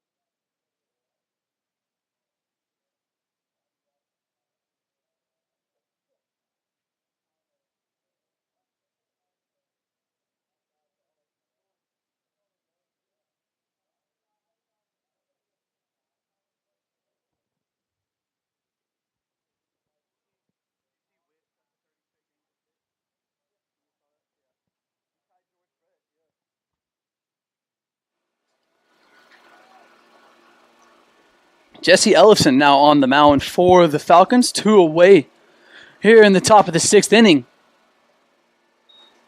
Garrett Kirkwood fouls that one off of a bunt attempt. Ellison, the senior, out of North Fort Myers, Florida.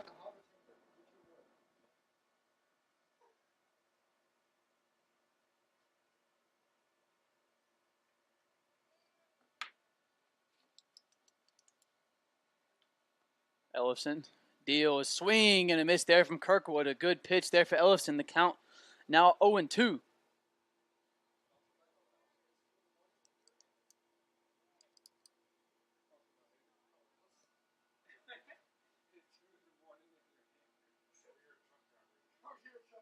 Oh, 2 the count, 2 away. Pitch just outside.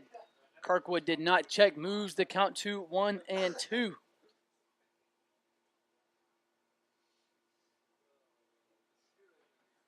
Ellison has seen 20 2/3 innings so far this season.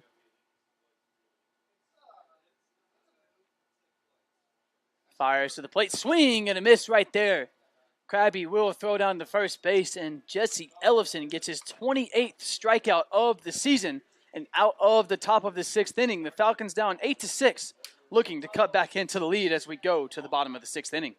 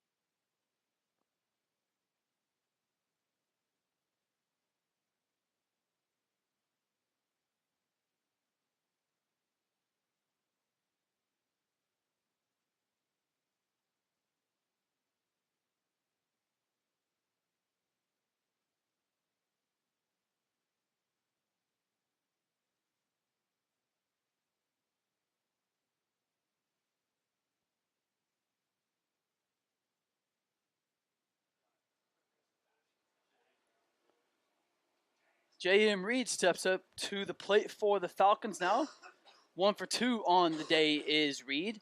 He fouls this one off to get things going. New pitcher on the mound for the Cougars. Redshirt sophomore out of Duluth, Georgia, number 37, Alan Carter.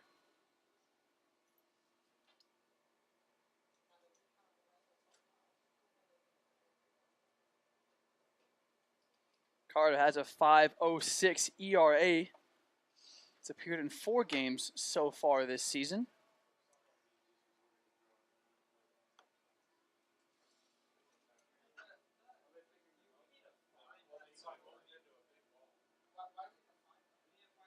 1-1 is the count.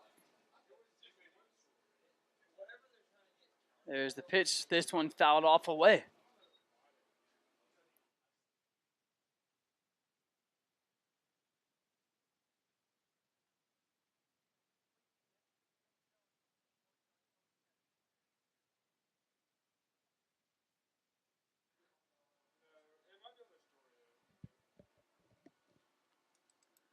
The pitch, swing and a miss, but a drop third strike. Reed trying to beat it out down to first base, not able to.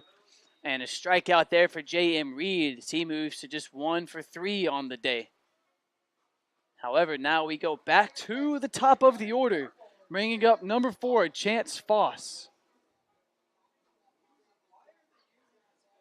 Foss is 0 for 2 on the day today.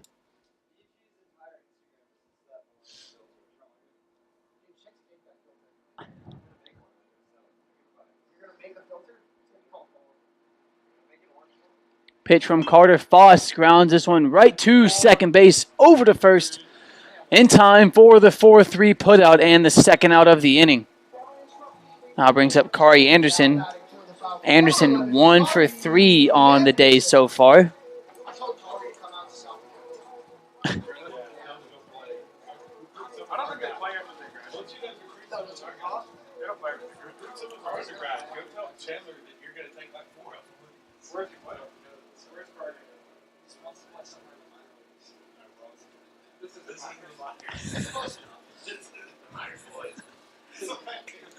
Kari Anderson takes the first pitch to the back there. He will trot down to first base, and the Falcons get a much-needed runner on base as we bring up the shortstop, Jason Cryer. Cryer is 1 for 3 on the day so far today.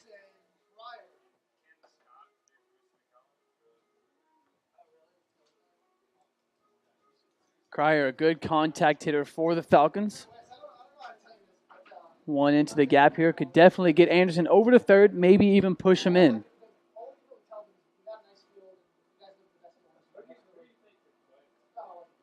Carter deals. Cryer just thinks about swinging, does not, still take strike one.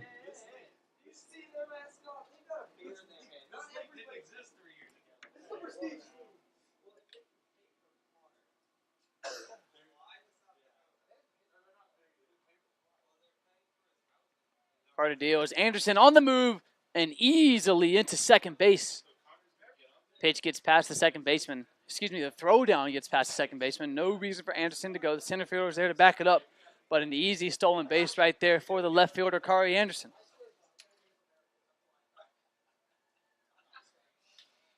So now the Falcons again with another runner in scoring position.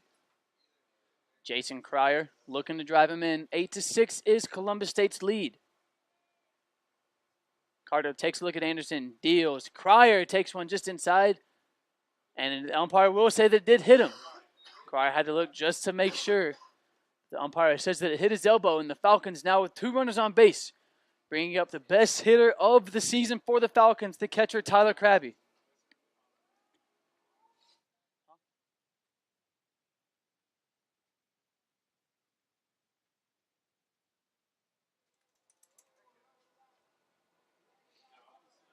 So Tyler Krabby, while we just said the best hitter on the team, also the best hitter in the conference, in the Gulf South Conference so far this season, leading the conference in both home runs and RBIs.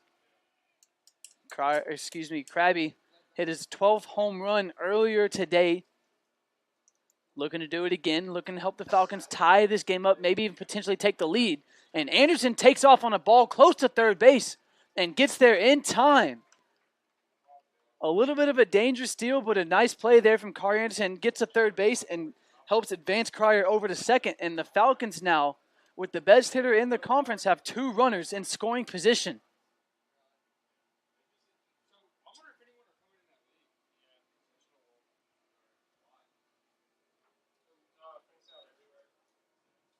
So Columbus State decides to intentionally walk Tyler Krabby, and while that may look like a smart idea, it also brings up the guy who hit the grand slam earlier, number 35, Davis Lott.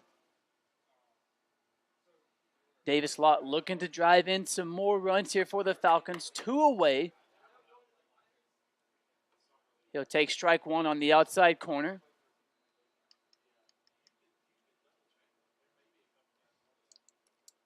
Force out scenario at any base here for Columbus State. That's why you don't see the infield necessarily playing it in at all. 0-1 the count from Carter to Lott, and he hits this one into right field. Anderson comes in. Cryer making a turn. He gets in safely, and we now have a tied ball game. A 2-out, 2-run single for Davis Lott. This game is now tied at 8. Batting up next for the Falcons, number 3, Ryan Brooks.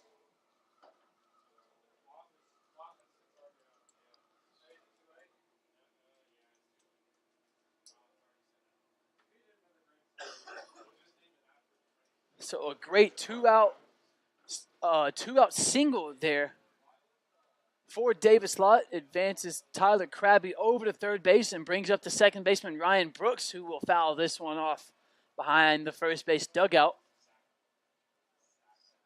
A lot of the Falcons' runs and hits, they have come with 2 outs. 8-8 now of the game. Carter deals to Brooks, and he takes strike 2 just on the outside corner.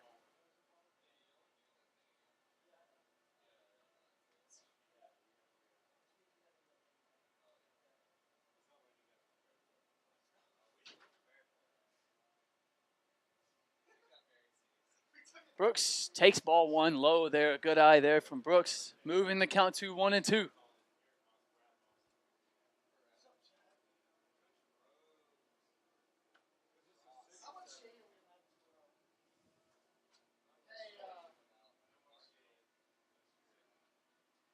Brooks takes ball 2 just inside.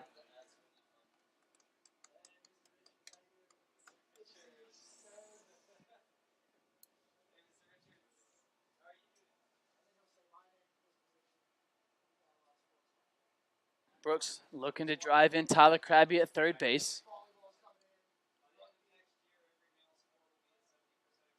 Pitch, and Brooks hits a little blooper into right field there. It doesn't get down in time. However, the Falcons with a 2-out, 2-run single from Davis Lott ties this thing up. We're all knotted up at 8 heading into the 7th.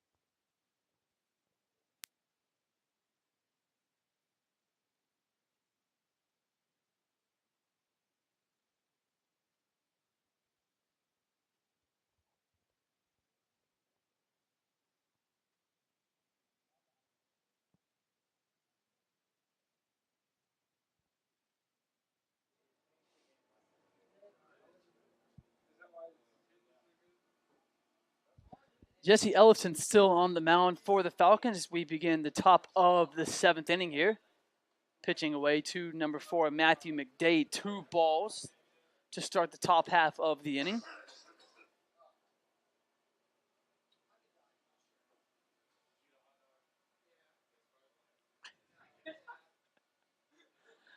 Elf deals, and this one hit into right field. Chance Foss making his way over there in time for the first out of the inning.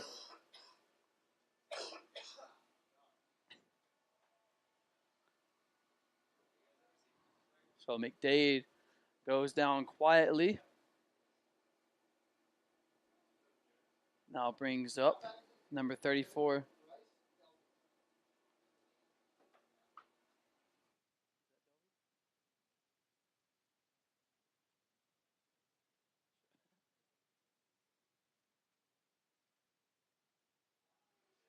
And Delavy right there gets a base hit into right field as he pinch hits for Columbus State. Delavy is hitting .333 on the season. So now Columbus State gets 1 runner on base as that brings up number 18, Frank Wager. Wager batting .228 so far on the season for the Cougars.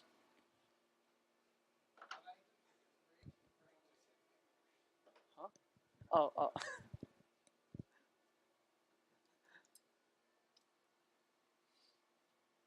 Elf deals just outside for ball 1.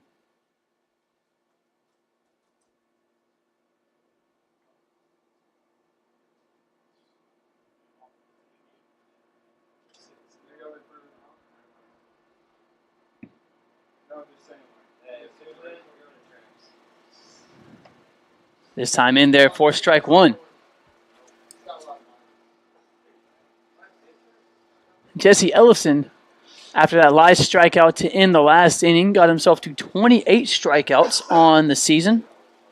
He's given up just 31 hits so far. 1-1 record on the season Elf has for the Falcons. This one low for ball 2. This is the second matchup between these two teams so far this season. They met earlier this year in Columbus, Georgia. That was on Wednesday, another midweek game on February 27th. Columbus State ran away with that one, a 13-2 win. Columbus State had their tied for most highest runs of the season and tied for their most RBIs with 13 that game as well for the season. So Falcons playing a lot better in this matchup at home.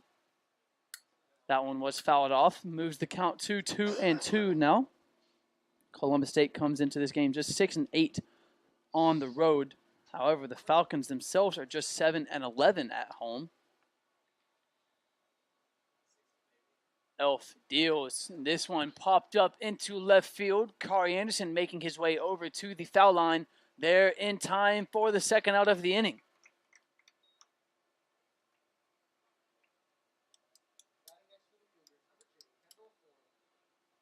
Kendall Ford steps up to the plate now. Falcons looking for a nice midweek win if they can get that this week.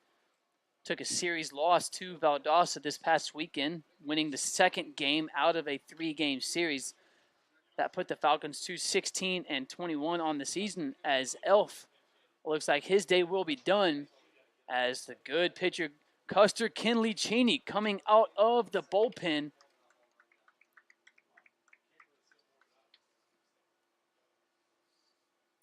Kinley Cheney, the junior out of Winslow, Arizona, looks to get the Falcons out of the 7th inning when we return.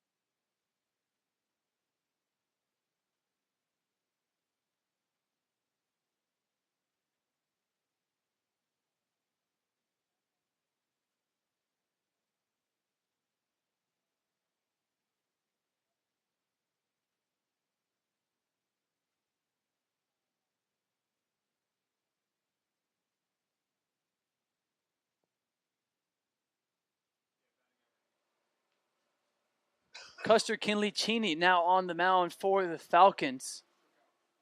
Transfer out of Winslow, Arizona, has been having a really good time on the mound lately. So he gets that one in there for strike one.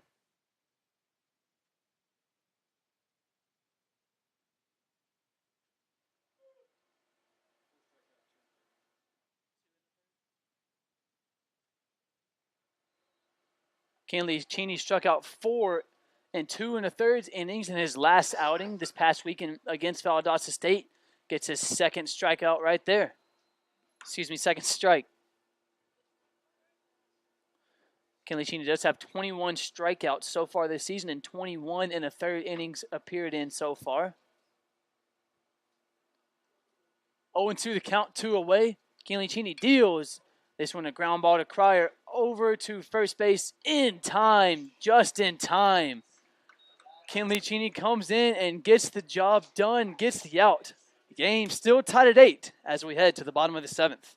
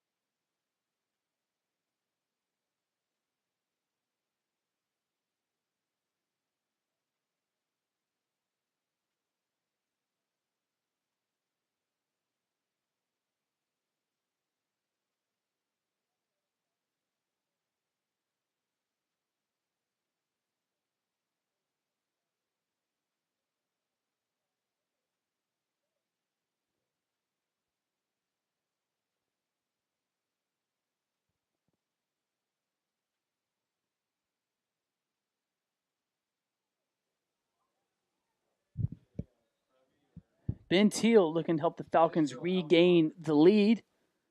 Knotted up at 8 here in the bottom of the 7th. Takes strike one there.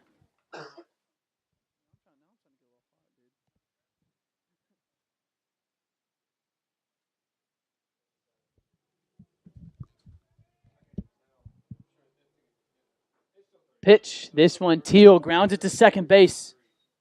Over to first in time.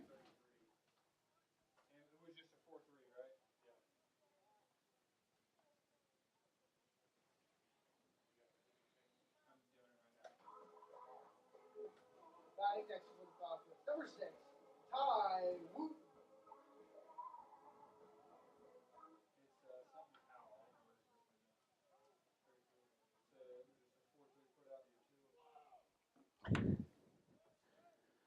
Ty Wooten now batting for the Falcons. He takes strike one there on the inside corner.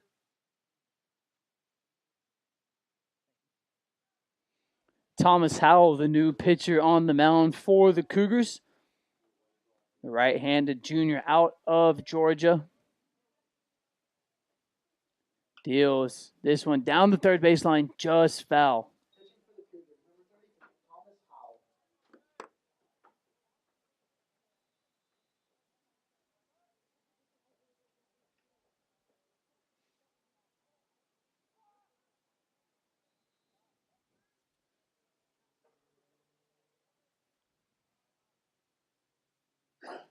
Howell looks, deals. This one fouled off again.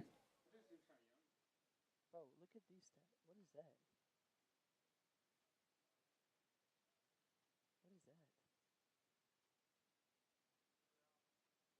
What is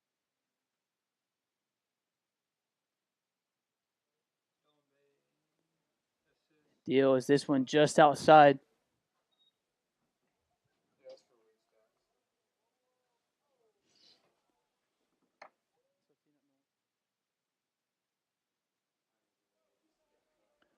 One and two now the count. Howell to Wooten. Wooten takes a ball right there low and away. The count now 2-2.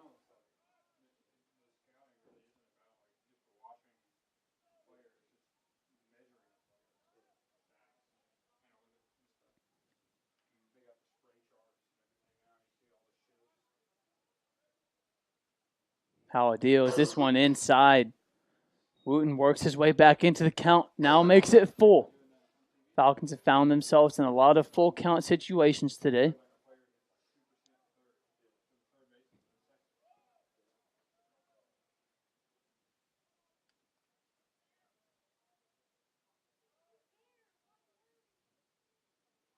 Howell deals. Swing and a miss there from Ty Wooten. Strikeout right there for Wooten gives the Cougars their second out of the inning, as that now brings up the center fielder, number 5, J.M. Reed. Now batting for the Falcons. Number 5, John Michael Reed.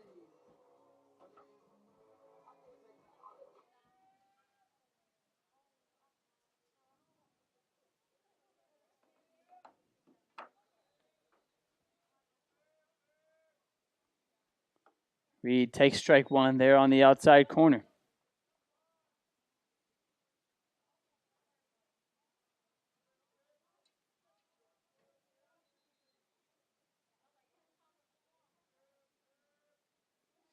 Pitch. J.M. looks to lay it down. Pulls back just in time. Ball one, the count now 1-1. Chance Foss on deck. Kari Anderson in the hole.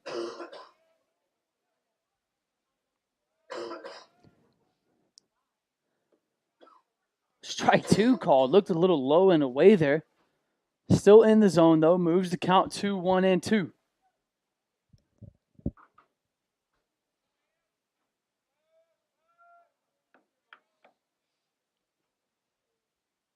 Howell deals this time. Was low and away. Moves the count to 2-2.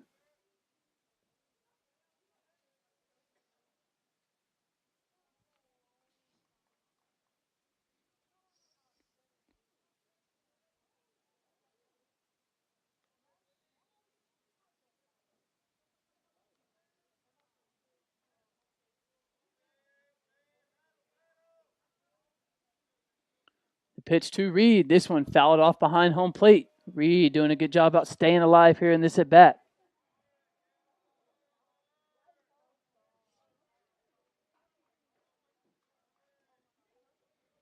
2-2 from Howell to Reed. 2 away in an 8-8 game here in the bottom of the 7th inning. The pitch, this time low and away again. Another full count situation.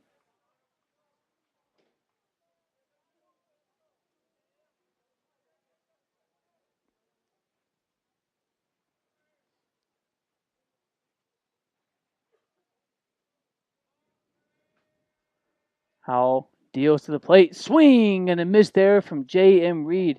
And a good inning there from number 33, Thomas Howell, as the game is held 8-8, heading to the top of the 8th inning.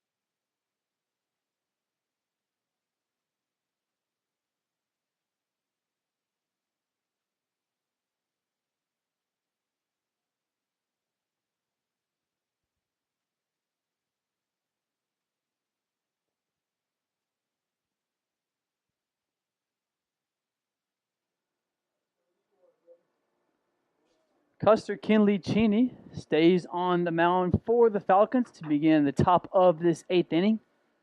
Kinley Cheney pitching to number 22, Connor Pett.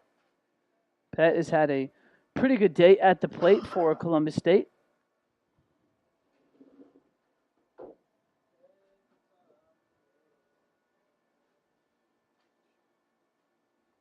Kinley Cheney, this one high and over the head of Pett. Moves the count to 2-0.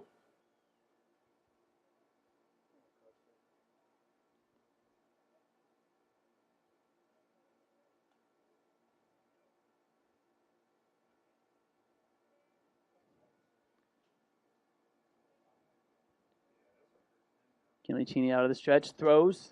This one just a little high for ball 3.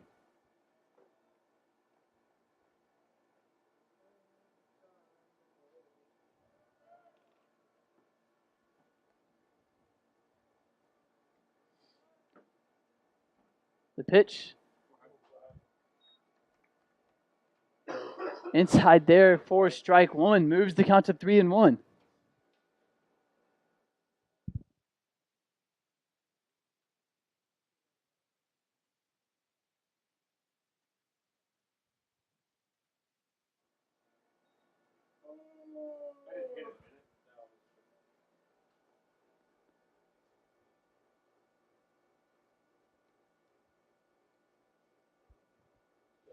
And Columbus State looks to bring in a pinch runner here. Pinch running for Columbus State will be number 13, Connor Curley. Now pitching for the Cougars, number 9, Dane Bolton.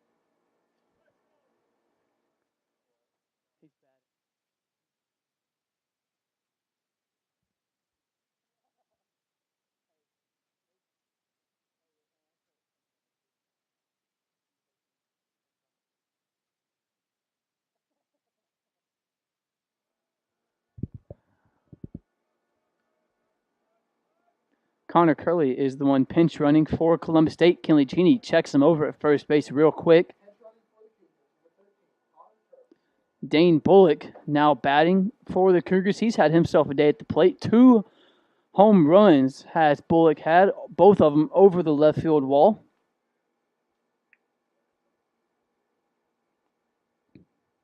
Kinley Cheney deals this one way inside, almost hits Bullock. His 2 pitches Kinley Cheney has had pretty far inside so far, as the Falcons will take a look to the mound to talk to Custer Kinley Cheney. As they do that, we will take a step aside. The game knotted up at 8 in the 8th inning.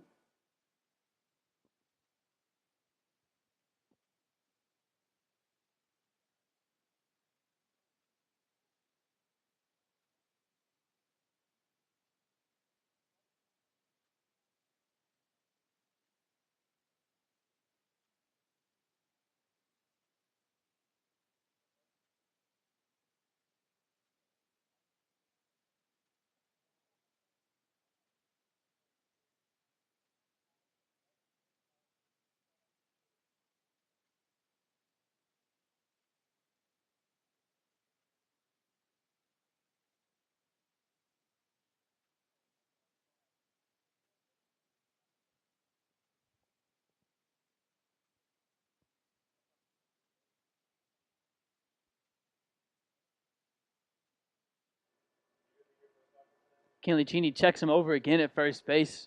Not able to get it there in time. That transfer.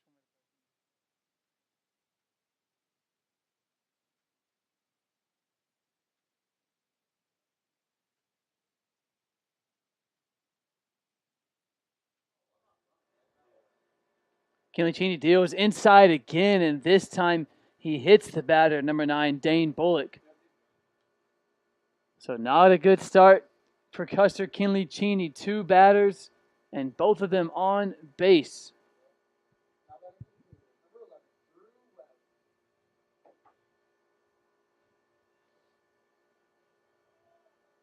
Drew Webb. Drew Webb will step into the box now.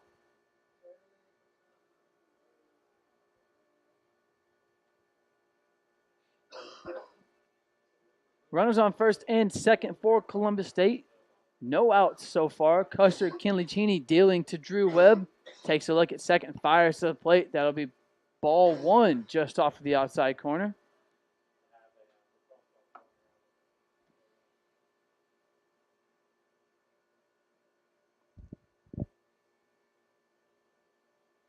Kinley-Cheney looking to get out of this early jam he's put himself in so far to start this inning. Looks back at second. Throws to home. And a good pitch right there, strike one.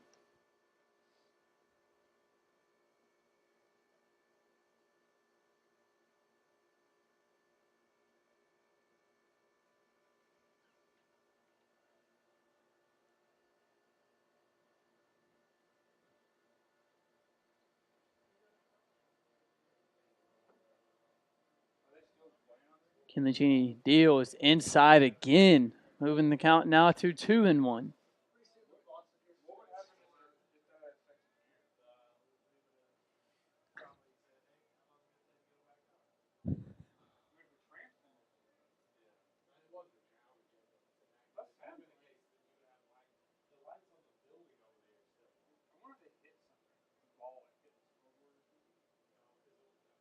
Pitch, swing, and a miss there from Drew Webb, and a great pitch from Kinley-Cheney on the outside corner. 2-2 now the count, looking to get another strikeout.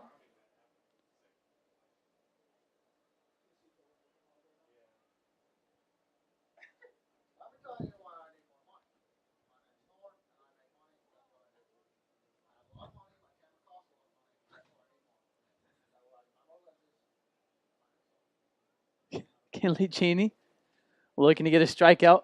This one grounded to Cryer. Over to second, gets the runner out, but now Columbus State will have runners on the corners. Drew Webb gets to first base on a fielder's choice, and Connor Curley advances to third base as well from second base. Drake Kirkwood now up to bat. Double play ball is in the play for the Falcons. It'd be a nice way to get out of this jam. However, Coach Rose will take a second and come talk to Custer Kinley-Cheney, and that looks like that will be the day for him. Runners on the corners for Columbus State. Custer Kinley-Cheney is done for the day, and we will be right back here to Montevallo.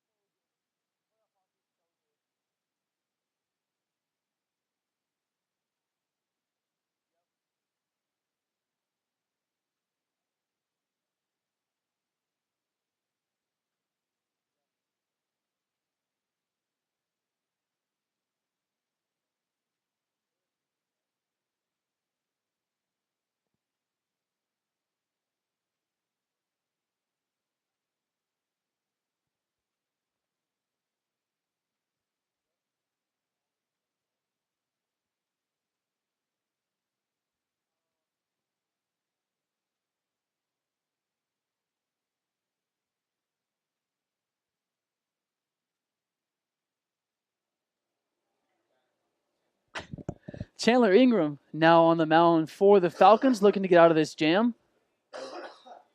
He'll be pitching to number 8, Drake Kirkwood. Chandler Ingram, the junior out of Huntsville, Alabama.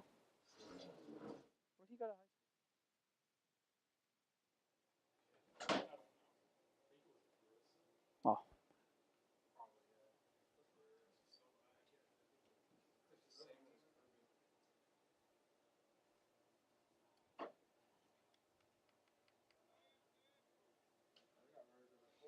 Pitch from Ingram. This one is away there for ball 1.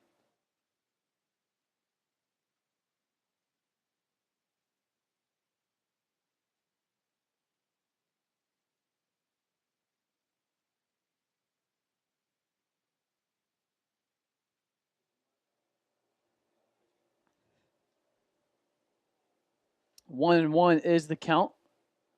One away. The Falcons looking to get a double play ball here to get out of this inning. Pitch from Ingram. Ball 2 just off the outside corner.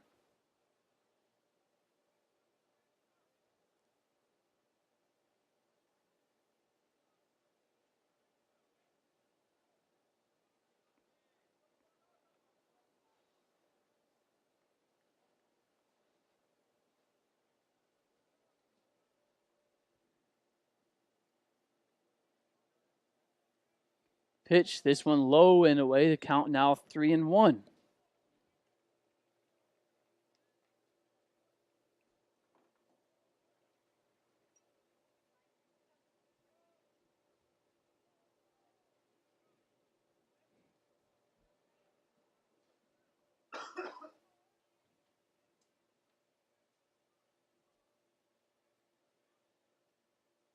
Ingram out of the stretch.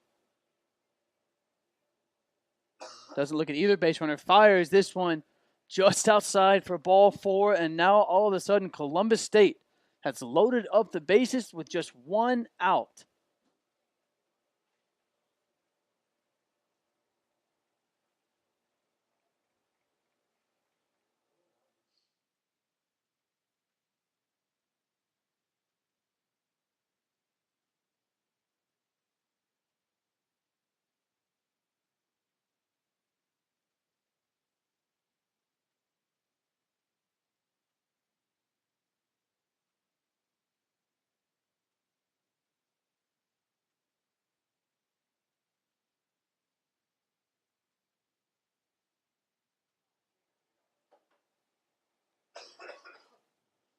So now a pinch hitter for the Columbus State Cougars coming into the game now is number 14, Chase Brown.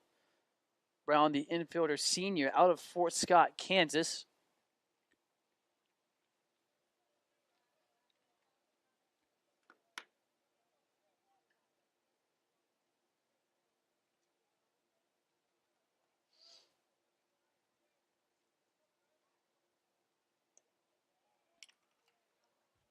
This one there for ball 1.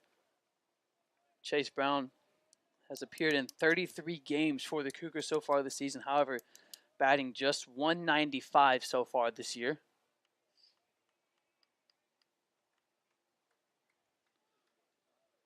Falcons really need to get out of this jam. Bases loaded for Columbus State and only 1 out so far. Game knotted up at 8. This one low for ball 2.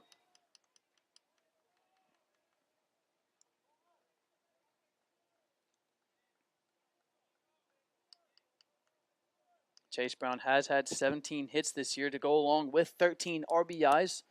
Very capable to drive in the bases loaded here for Columbus State.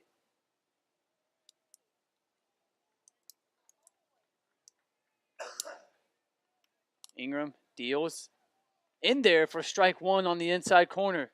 Much needed strike right there for Chandler Ingram.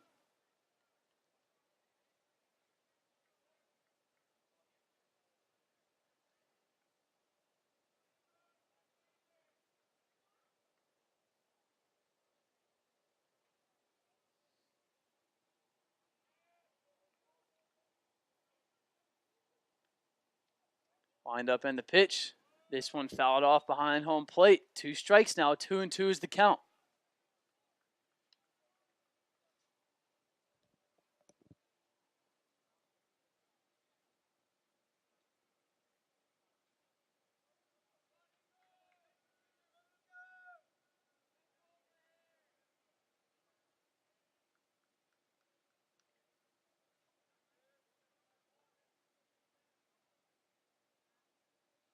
Ingram looks, deals. This one fouled off behind home plate. Good job by Brown to stay in the at-bat.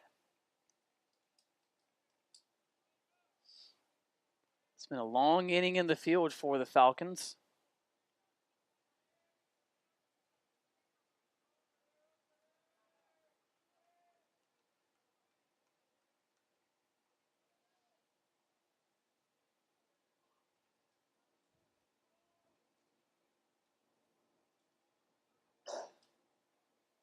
Brown calls time.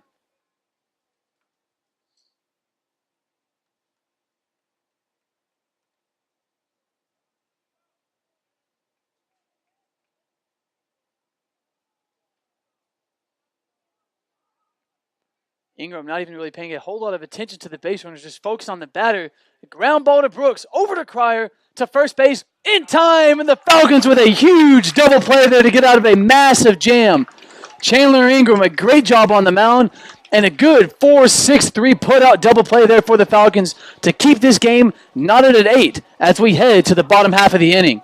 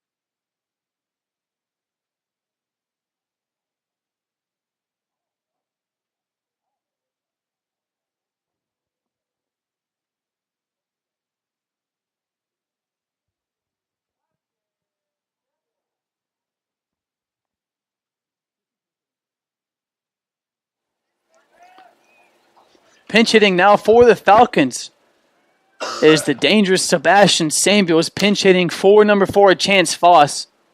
Sebastian Samuels is known to hit a couple out of the park when he really gets a hold of one. So he takes strike one there on the outside corner.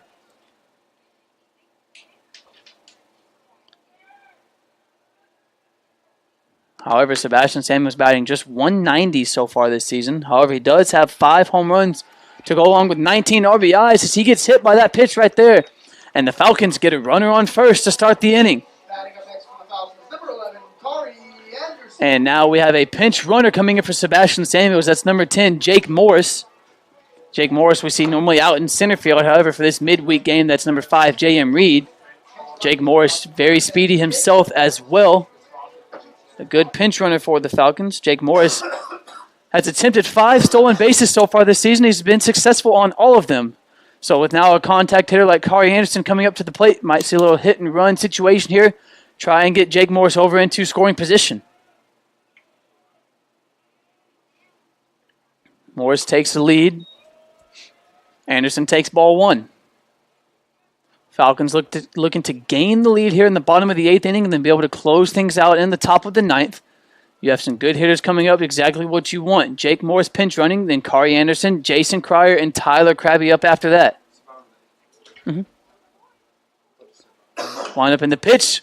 Up the middle, a great hit there from Corey Anderson. Jake Morris takes a big turnaround second, but gets back in time. But a good hit there from Collier Anderson. And this is exactly what we were just talking about. Jason Cryer and then Tyler Krabby do up right after that. The Falcons with a runner in scoring position. And the so fast left fielder, Collier Anderson, on first base as well.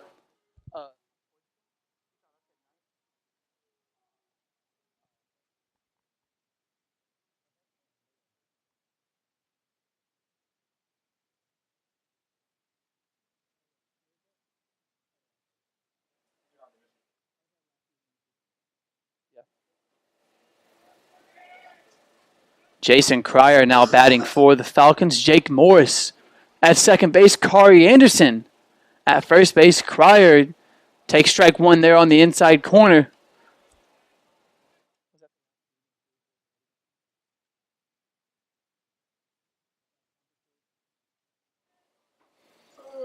The Falcons now in the Gulf South Conference. The last time these two played when they were both in the Peach Belt was a 3-game series, and the Falcons walked off in every single game that week against the Cougars. It was a great weekend for the Falcons. Picked up a 3-game sweep there. As we mentioned earlier, the Falcons did lose earlier this season in Columbus, 13-2, looking to pick up a big midweek win here this week, this time in Montevallo.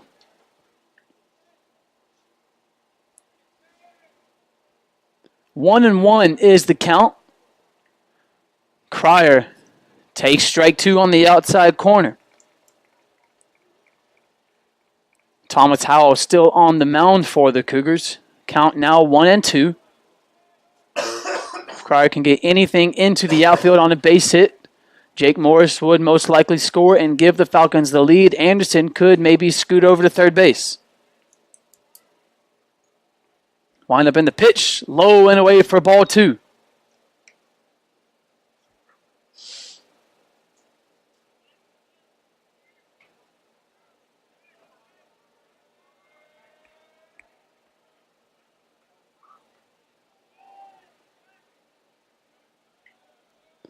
Howell deals. Cryer up the middle, and a great play by the second baseman.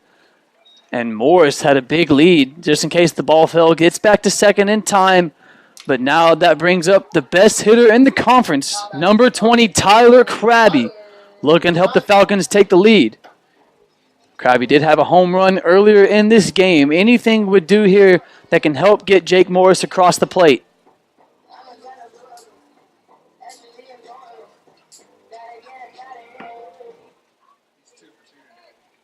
Tyler Krabby is 2 for 2 so far on the day.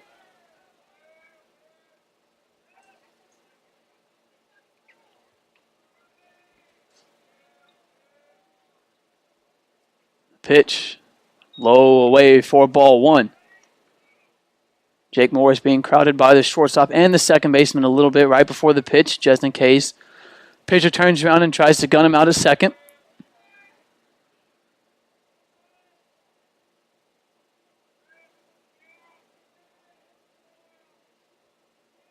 Howell deals. Krabby takes strike one on the outside corner.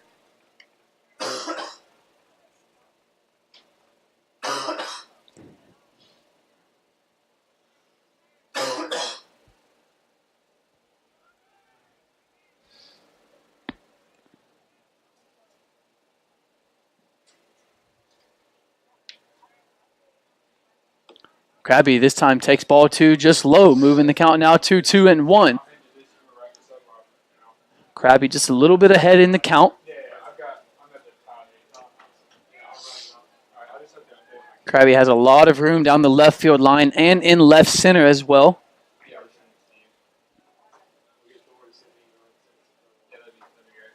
Howell deals. Krabby up the middle of the shortstop. Needs to try and beat this one out.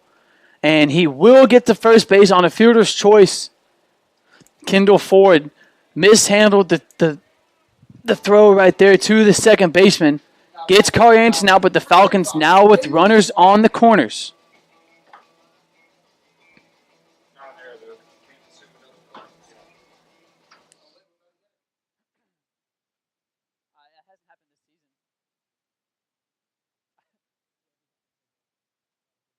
Song. That would be such a great walk-up song if you could get to that point. Davis Lott up to bat now for the Falcons, the junior out of Olive Branch, Mississippi. Tyler Krabby on first base, Jake Morris on third base. The Falcons looking to drive in the go-ahead run. And Lott pops this one out of play and just short of the parking lot into the bullpen.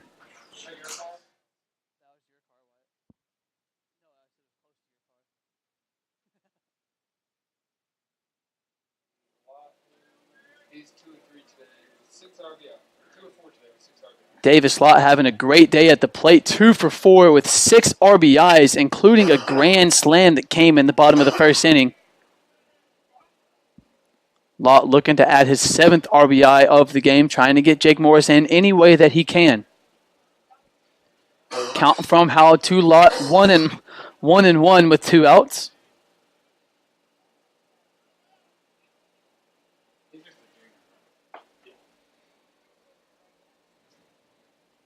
Howell deals Lott right to the second baseman, and the Falcons not able to get any runs on a good chance that they had right there.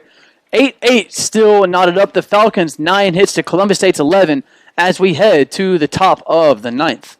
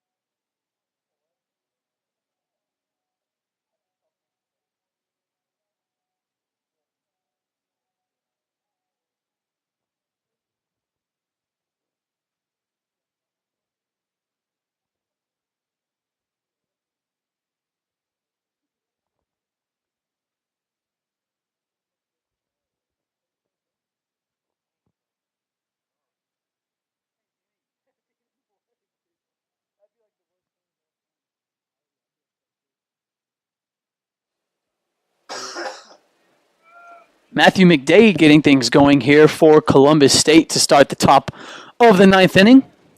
Chandler Ingram still on the mound for the Falcons. Time is called before we even get the first pitch thrown of the inning.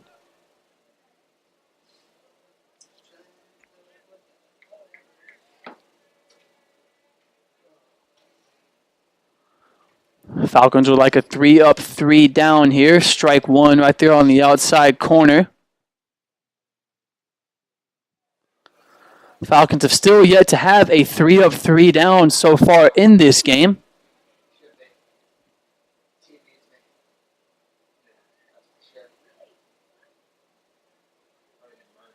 Pitch, this one hit right to Ryan Brooks at second base for the first out of the inning.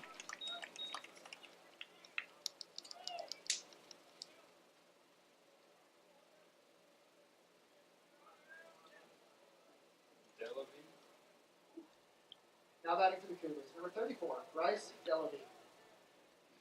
Bryce Delavey now batting for Columbus State, the redshirt junior out of Columbus, Georgia.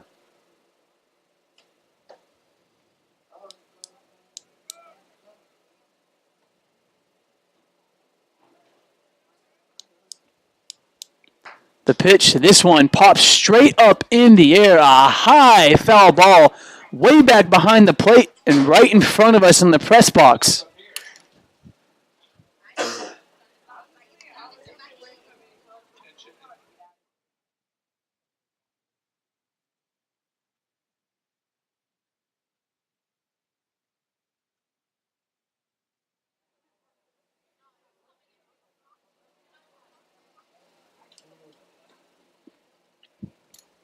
0-1 now the count. Ingram to Delavy.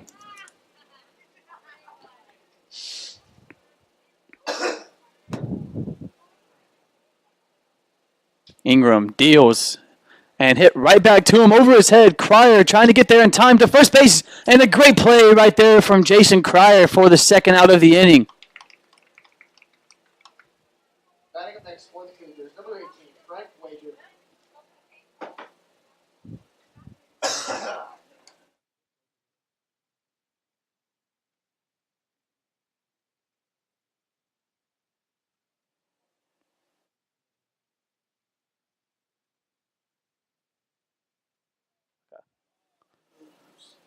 Frank Wager now at the plate for Columbus State. He is 2 for 4 today.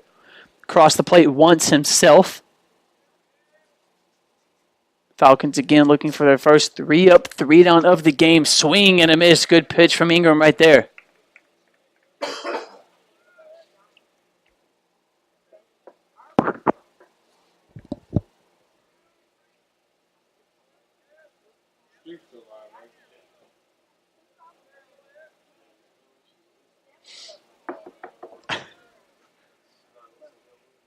Ingram deals a hit right to Ryan Brooks. Fields it cleanly, and the Falcons get their first and much needed 3 up, 3 down of the game. And knotted up at 8, the Falcons look to walk it off in the bottom of the 9th.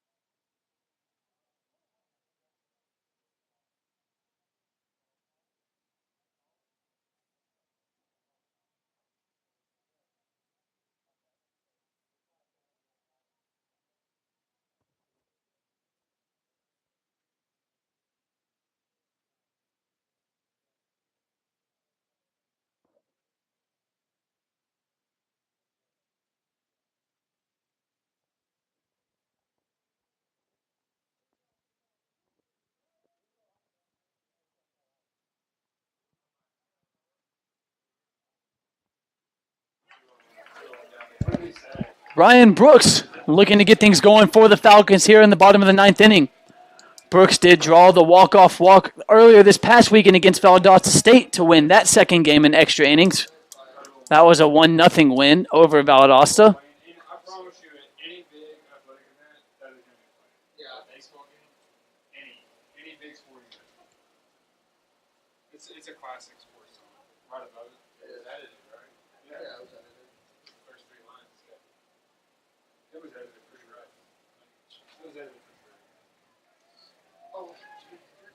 New pitcher for the Cougars as well, number 30, Sheridan Coy on the mound. Coy, the senior out of Columbus, Georgia. That one in there for strike one on the outside corner. Moves the count to 1-1. Ben Teal is on deck for the Falcons.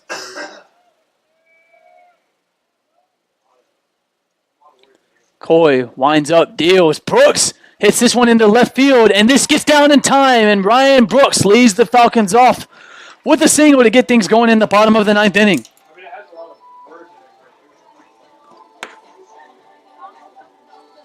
Batting up next for the Falcons, number 8, Ben Teal.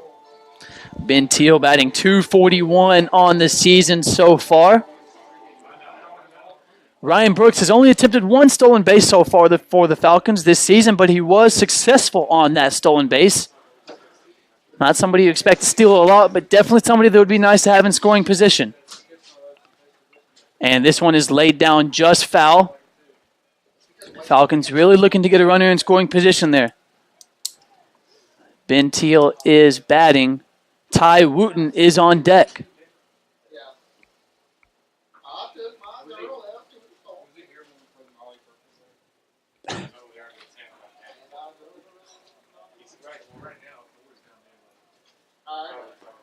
And he looks to lay this one down again. This time he will pop it foul for the second strike. So that is most likely the last of the bunt attempts we will see from Ben Teal.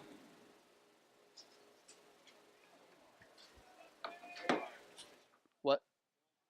Really?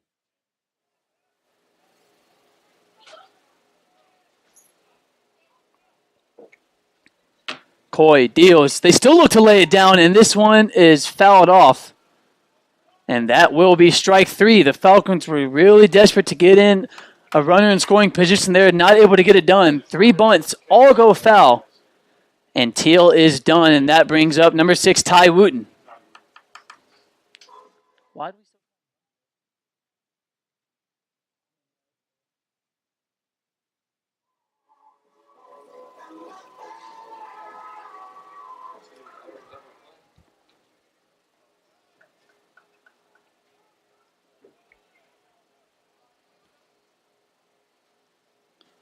Ty Wooten looking to advance Ryan Brooks over now.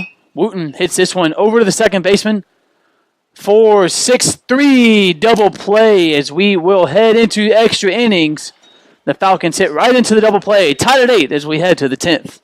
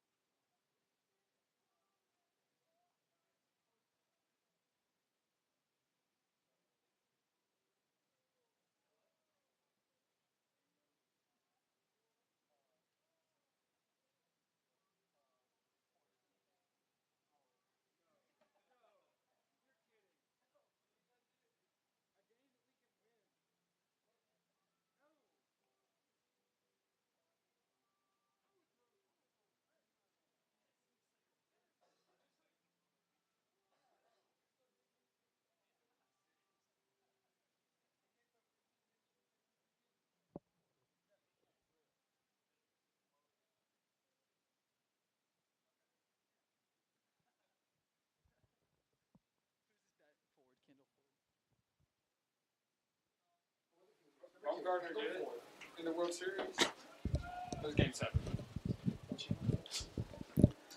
Chandler Ingram still on the mound for the Falcons to start the top of the 10th inning here. And he struck out the side. Ingram looking to deal 2 forward.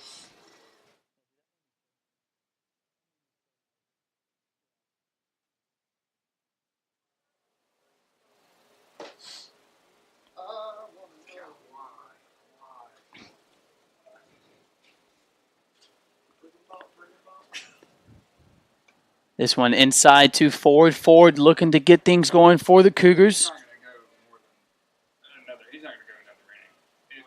If you think so? What's his pitch count? You know what his pitch count is? He's at 18 now. That's 30, 40, 40 speech.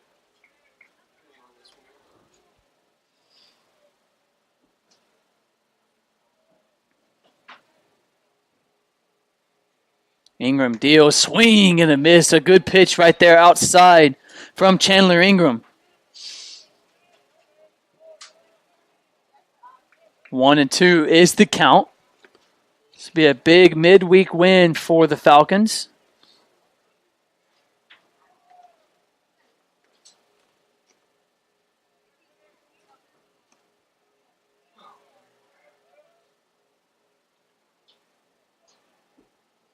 Pitch, and this one is fouled off just over the Falcons' bullpen.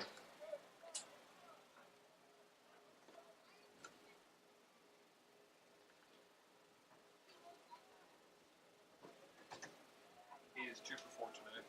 Kendall Ford is 2 for 4 today. Also playing at shortstop for the Cougars.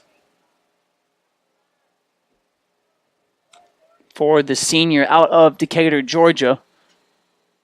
Ingram steps off the mound.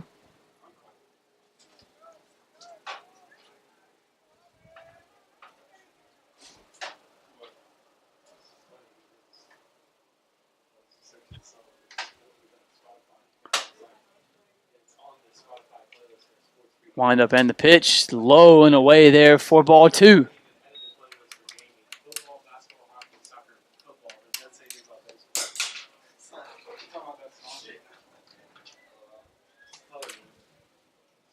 Well, you got me there. But it's still acceptable to play for. Baseball has the I mean, the course does have an MF Two and two the count. Ingram deals this one into right field. Morris over there just short on the diving attempt. A great try right there from Jake Morris in right field.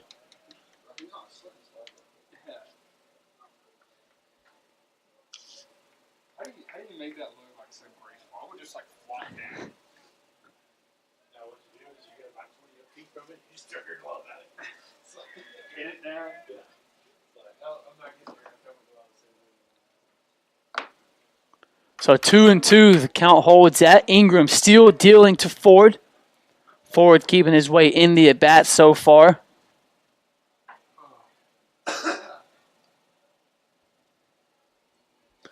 Pitch, this one hit to center field. J.M. Reed over there right in time for the first out of the inning. And a good job at that at-bat from Chandler Ingram. Now batting for the Cougars, number 13, Connor Curley. So after that at-bat right there from Kendall Ford, that brings up Connor Curley, the freshman out of Cumming, Georgia.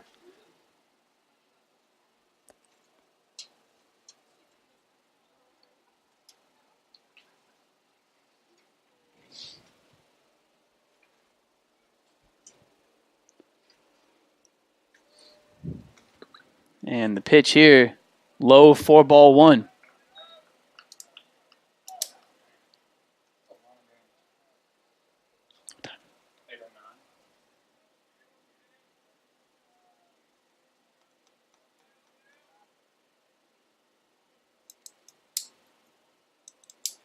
Pitch, this one grounded right to the first baseman, Ben Teal, for the second out of the inning. Easy enough right there for Teal. 8-8 is the score here in the top of the 10th inning. Neither team has scored a run since the 6th. Columbus State with 11 hits to the Falcons 10, as that brings up number 9, Dane Bullock. Bullock has hit 2 home runs himself today. Columbus State as a team has hit 3.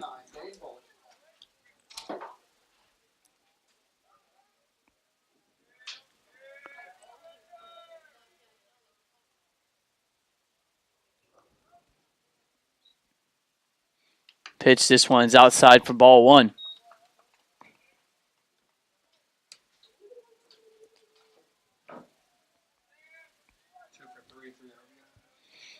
2 for 3 with 3 RBIs is Dane Bullock today. 1-0 is the count. 2 away here in the top of the 10th inning. Ingram deals. This one fouled off behind the first base dugout.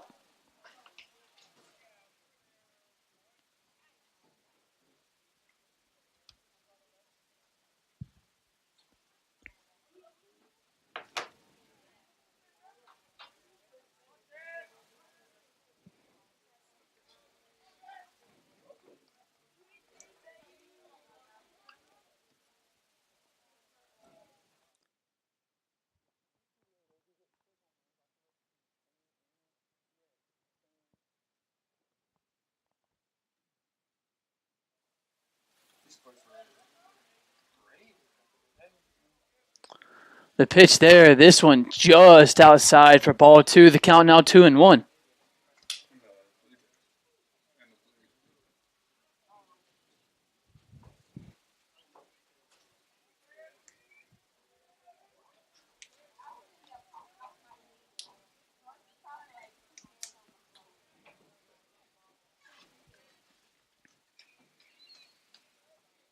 Pitch, this one fouled off, moving the count to 2-2.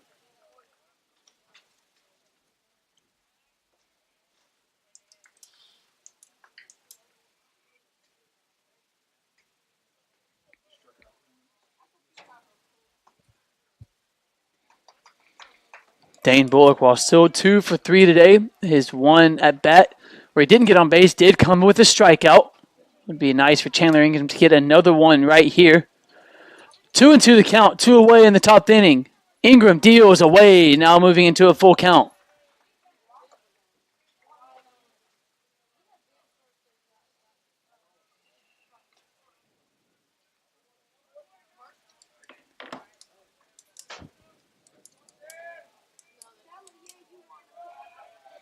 Full count situation. Now the Falcons looking for their second straight inning of 3 up, 3 down, 2 away. 8-8 is the score.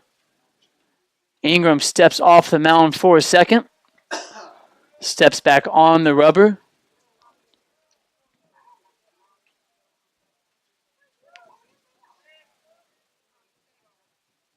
Ingram pitching from the stretch, fires it home, just off the outside corner for ball 4. And Columbus State gets a much-needed runner on first base. So the walk there to Dane Bullock now brings up number 11, Drew Webb.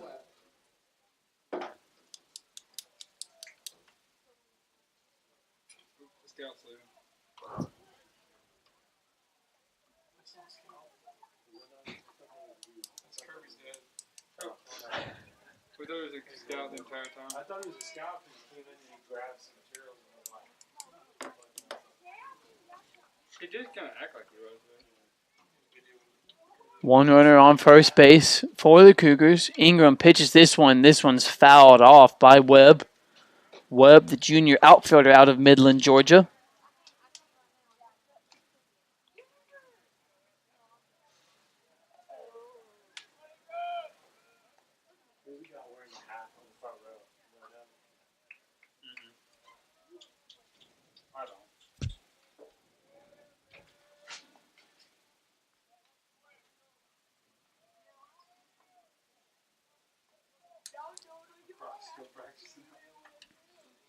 There's the pitch. This one just high. The count now 1-1.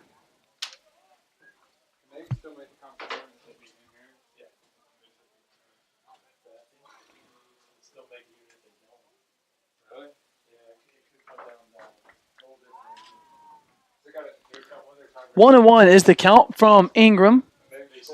2 away here in the top of the 10th. Dane Bullock, the runner on first base for Columbus State. Ingram throws, swing, and this one just fouled off. As Webb loses the bat, there goes flying behind home plate.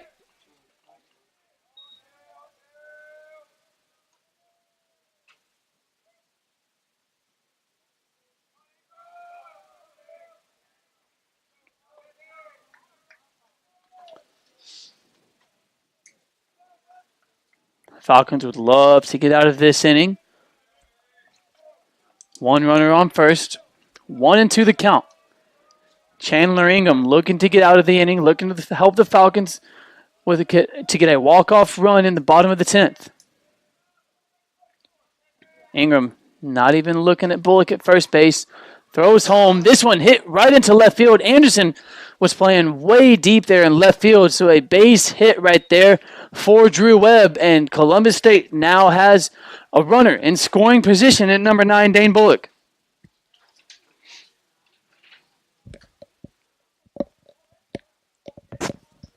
Now batting for the Cougars. Number 8, Drake Kirkwood.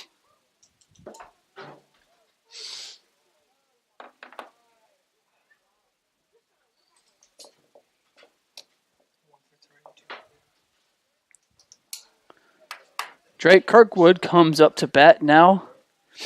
The junior infielder out of Alberta, Canada, 1 for 3 with 2 RBIs today is Kirkwood.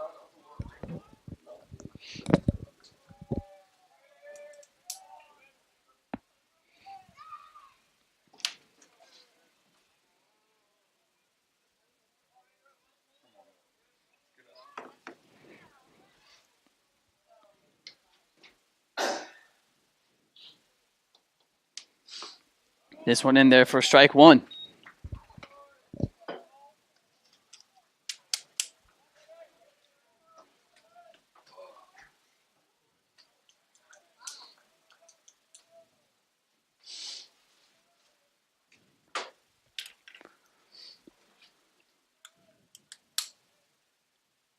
Oh and 1. The count. Ingram to home plate. This one hit into center field. J.M. Reed slips. Able to get to the ball. Still in time with a diving play. Not able to make the grab, though, after he slips. 1 run in and 2 runs in for Columbus State right there. J.M. Reed looking to make a play on the ball and slips and falls. And the ball gets over his head and falls to the ground as Kirkwood picks up a 2-run double.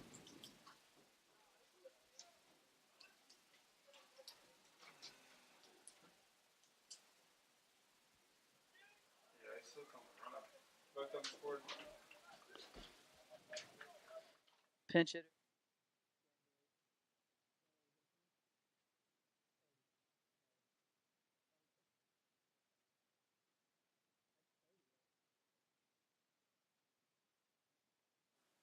Batting for the Cougars. Number 30, Sheridan Coy. So now the pitcher, number 30, Sheridan Coy, will come up to bat.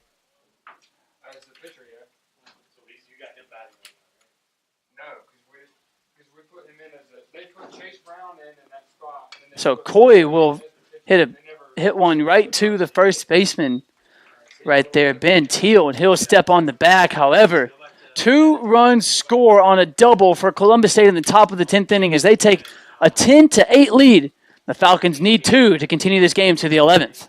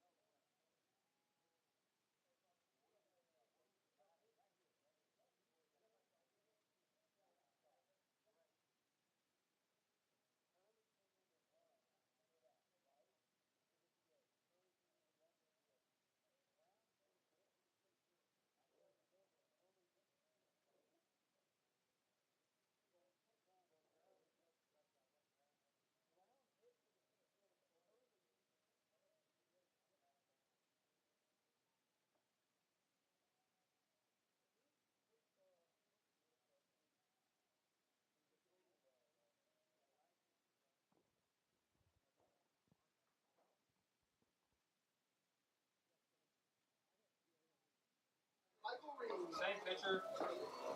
30. J.M. Reed looking to get things going for the Falcons here in the bottom of the 10th inning. Falcons need 2 runs to continue this thing on to the 11th inning. Reed gets things going with a base hit right there into right center field.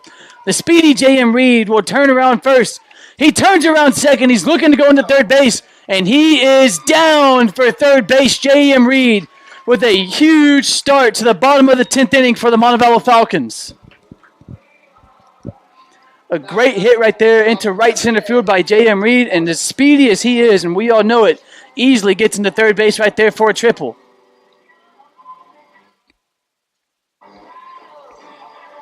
So the Falcons instead will take Jake Morris out of the game and bring in a pinch hitter. Goosenard. This is number 28, Tyler Goosenard. Door. Door. Door. He's not listening.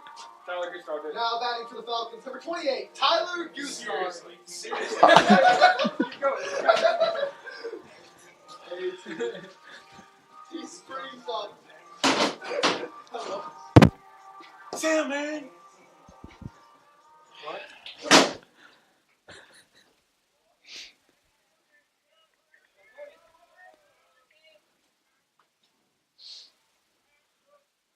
Tyler Goosenard now batting for the Falcons. Takes strike one right there. 0-1 is now the count.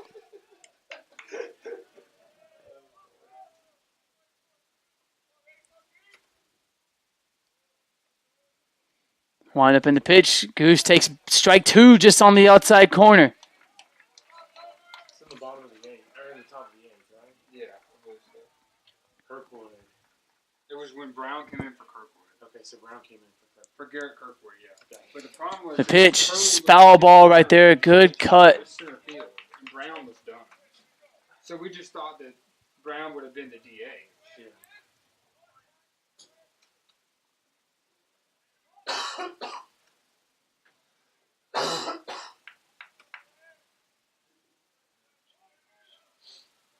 So Brown. I don't know. Wind up in the pitch. This one low. Good eye right there from Goosenard. Because the DA. Goosenard, the senior out of Mobile, Alabama. Last time we saw someone run the DH was when Who was the batter right before Coy? Ford? I don't remember. Coy. Goosenard has appeared in 19 games so far for the Falcons this season. Has 5 hits and 3 RBIs. Well, we wouldn't have known who was supposed to hit. We just need to The do last it right person. before. Yeah, it's gonna be whoever the last person is. Ford, yeah. So here's Wind up in the what Ford pitch did. and strike 3 to Tyler Goosenard. Not able to get on base. Goosenard goes down looking. However, that brings up number 11, Corey Anderson, looking to advance things on for the Falcons. So Coy came in the 6th hole. Did he come back out to pitch the next He's half pitching right now. No, but who came up to pitch in the top of the 9th? Coy. Okay, so then he came in as a straight switch right here as the pitcher. They burned their DH. Temporarily, So 14 Brown came in still as a pinch hitter. No, because he temporarily came So in. Corey Anderson now batting the left fielder for the Falcons. Takes strike 1 right there. J.M. Reed still sitting on third base for the Falcons. The Falcons would like to drive him in to at least make this a 1-run game. He couldn't have because that's why Much more comfortable if they can do that with 1 outs rather than 2. Anderson, a base hit right there into left field. A good hit from Corey Anderson. And the Falcons do just that. And Anderson takes a big turnaround first base. But will head back to first as well. An RBI base hit right there for Corey Anderson. And now the Falcons have the tying run on first base. And the shortstop, Jason Cryer, comes up to bat. So confusing is because he was the pinch runner for the DH, so I couldn't just move him over to that lineup because then we didn't have a spot there. So since he came in the 7th spot as the pinch runner, we kept him in the lineup with that spot, and he just changed positions when we got this first. We didn't have a position for So that. Jason Cryer coming up to bat now. He gets one in the gap anywhere. Could have the chance to bring home Corey Anderson from first. Cryer does have 8 doubles and 6 home runs this season. So very likely to get one deep into the outfield if needed. Or no, this is the 10th. Go back to the.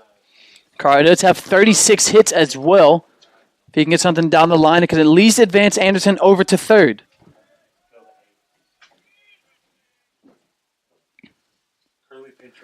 Cryer fouls this one off right back behind home plate. We had a lineup. That was 6 spots at DH. That was the DH. Curly came in and entered.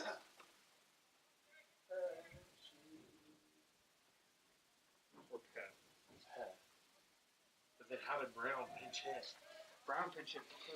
Cryer takes ball right there, low and away, moves the count to 2-1. No, up here. Okay. Yeah.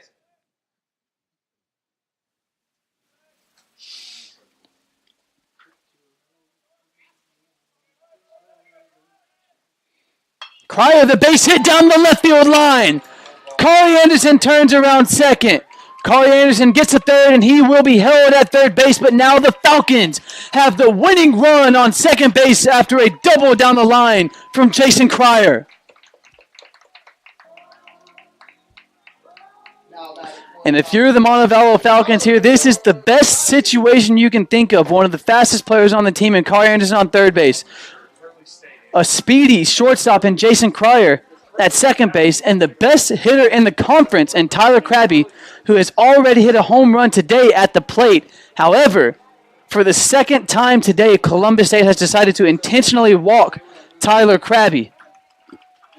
So for the second time today, Tyler Krabby has been intentionally walked, and this brings an easy double play ball for Columbus State to get the win if they need so. However, Davis Lott, for the third time today, has a bases-loaded scenario, and the first time he had it, hit a grand slam over the right field wall. Lott takes ball one low right there. Falcons have a really good chance to win this game right here. Bases loaded, only one away with Lott at the plate. I don't know what they did. I don't know who's batting in the top of the order for them right now. I don't know.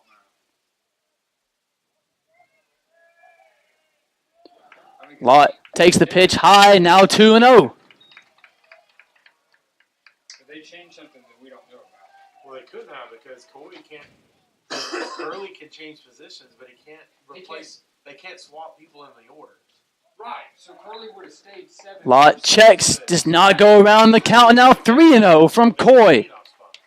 I would have thought, yeah. It would have to be. Because that's where the DH was.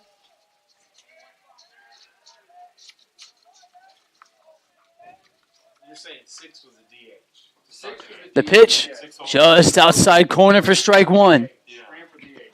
They put Brown in for center fielder. Situation here, if you're Davis Lott, if the pitch is there, you got to swing at it. 13 went to center field. Still have another strike to work with, though. 6-spot position for DH. The 3-1 to Lott, swing and a miss just off of the bat for strike two. Now a full count, something the Falcons have found themselves in all night long. That's what's not making sense.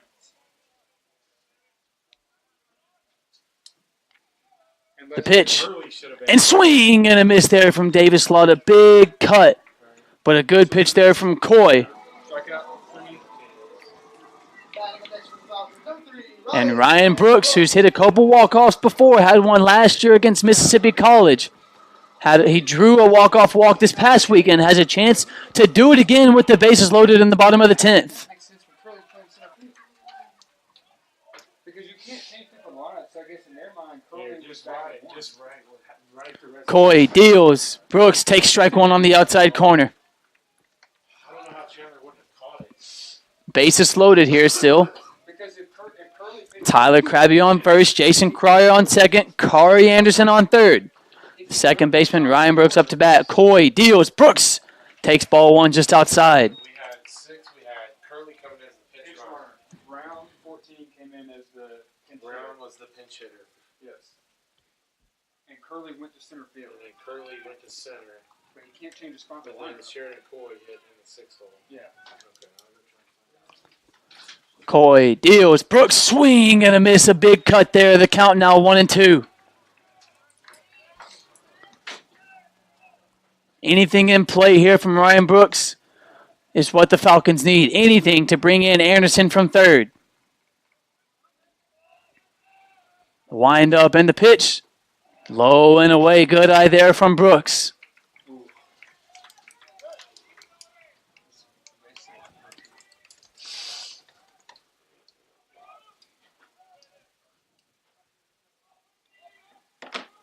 Coy deals. Brooks just takes ball 3 off the outside corner, and once again, a full count situation.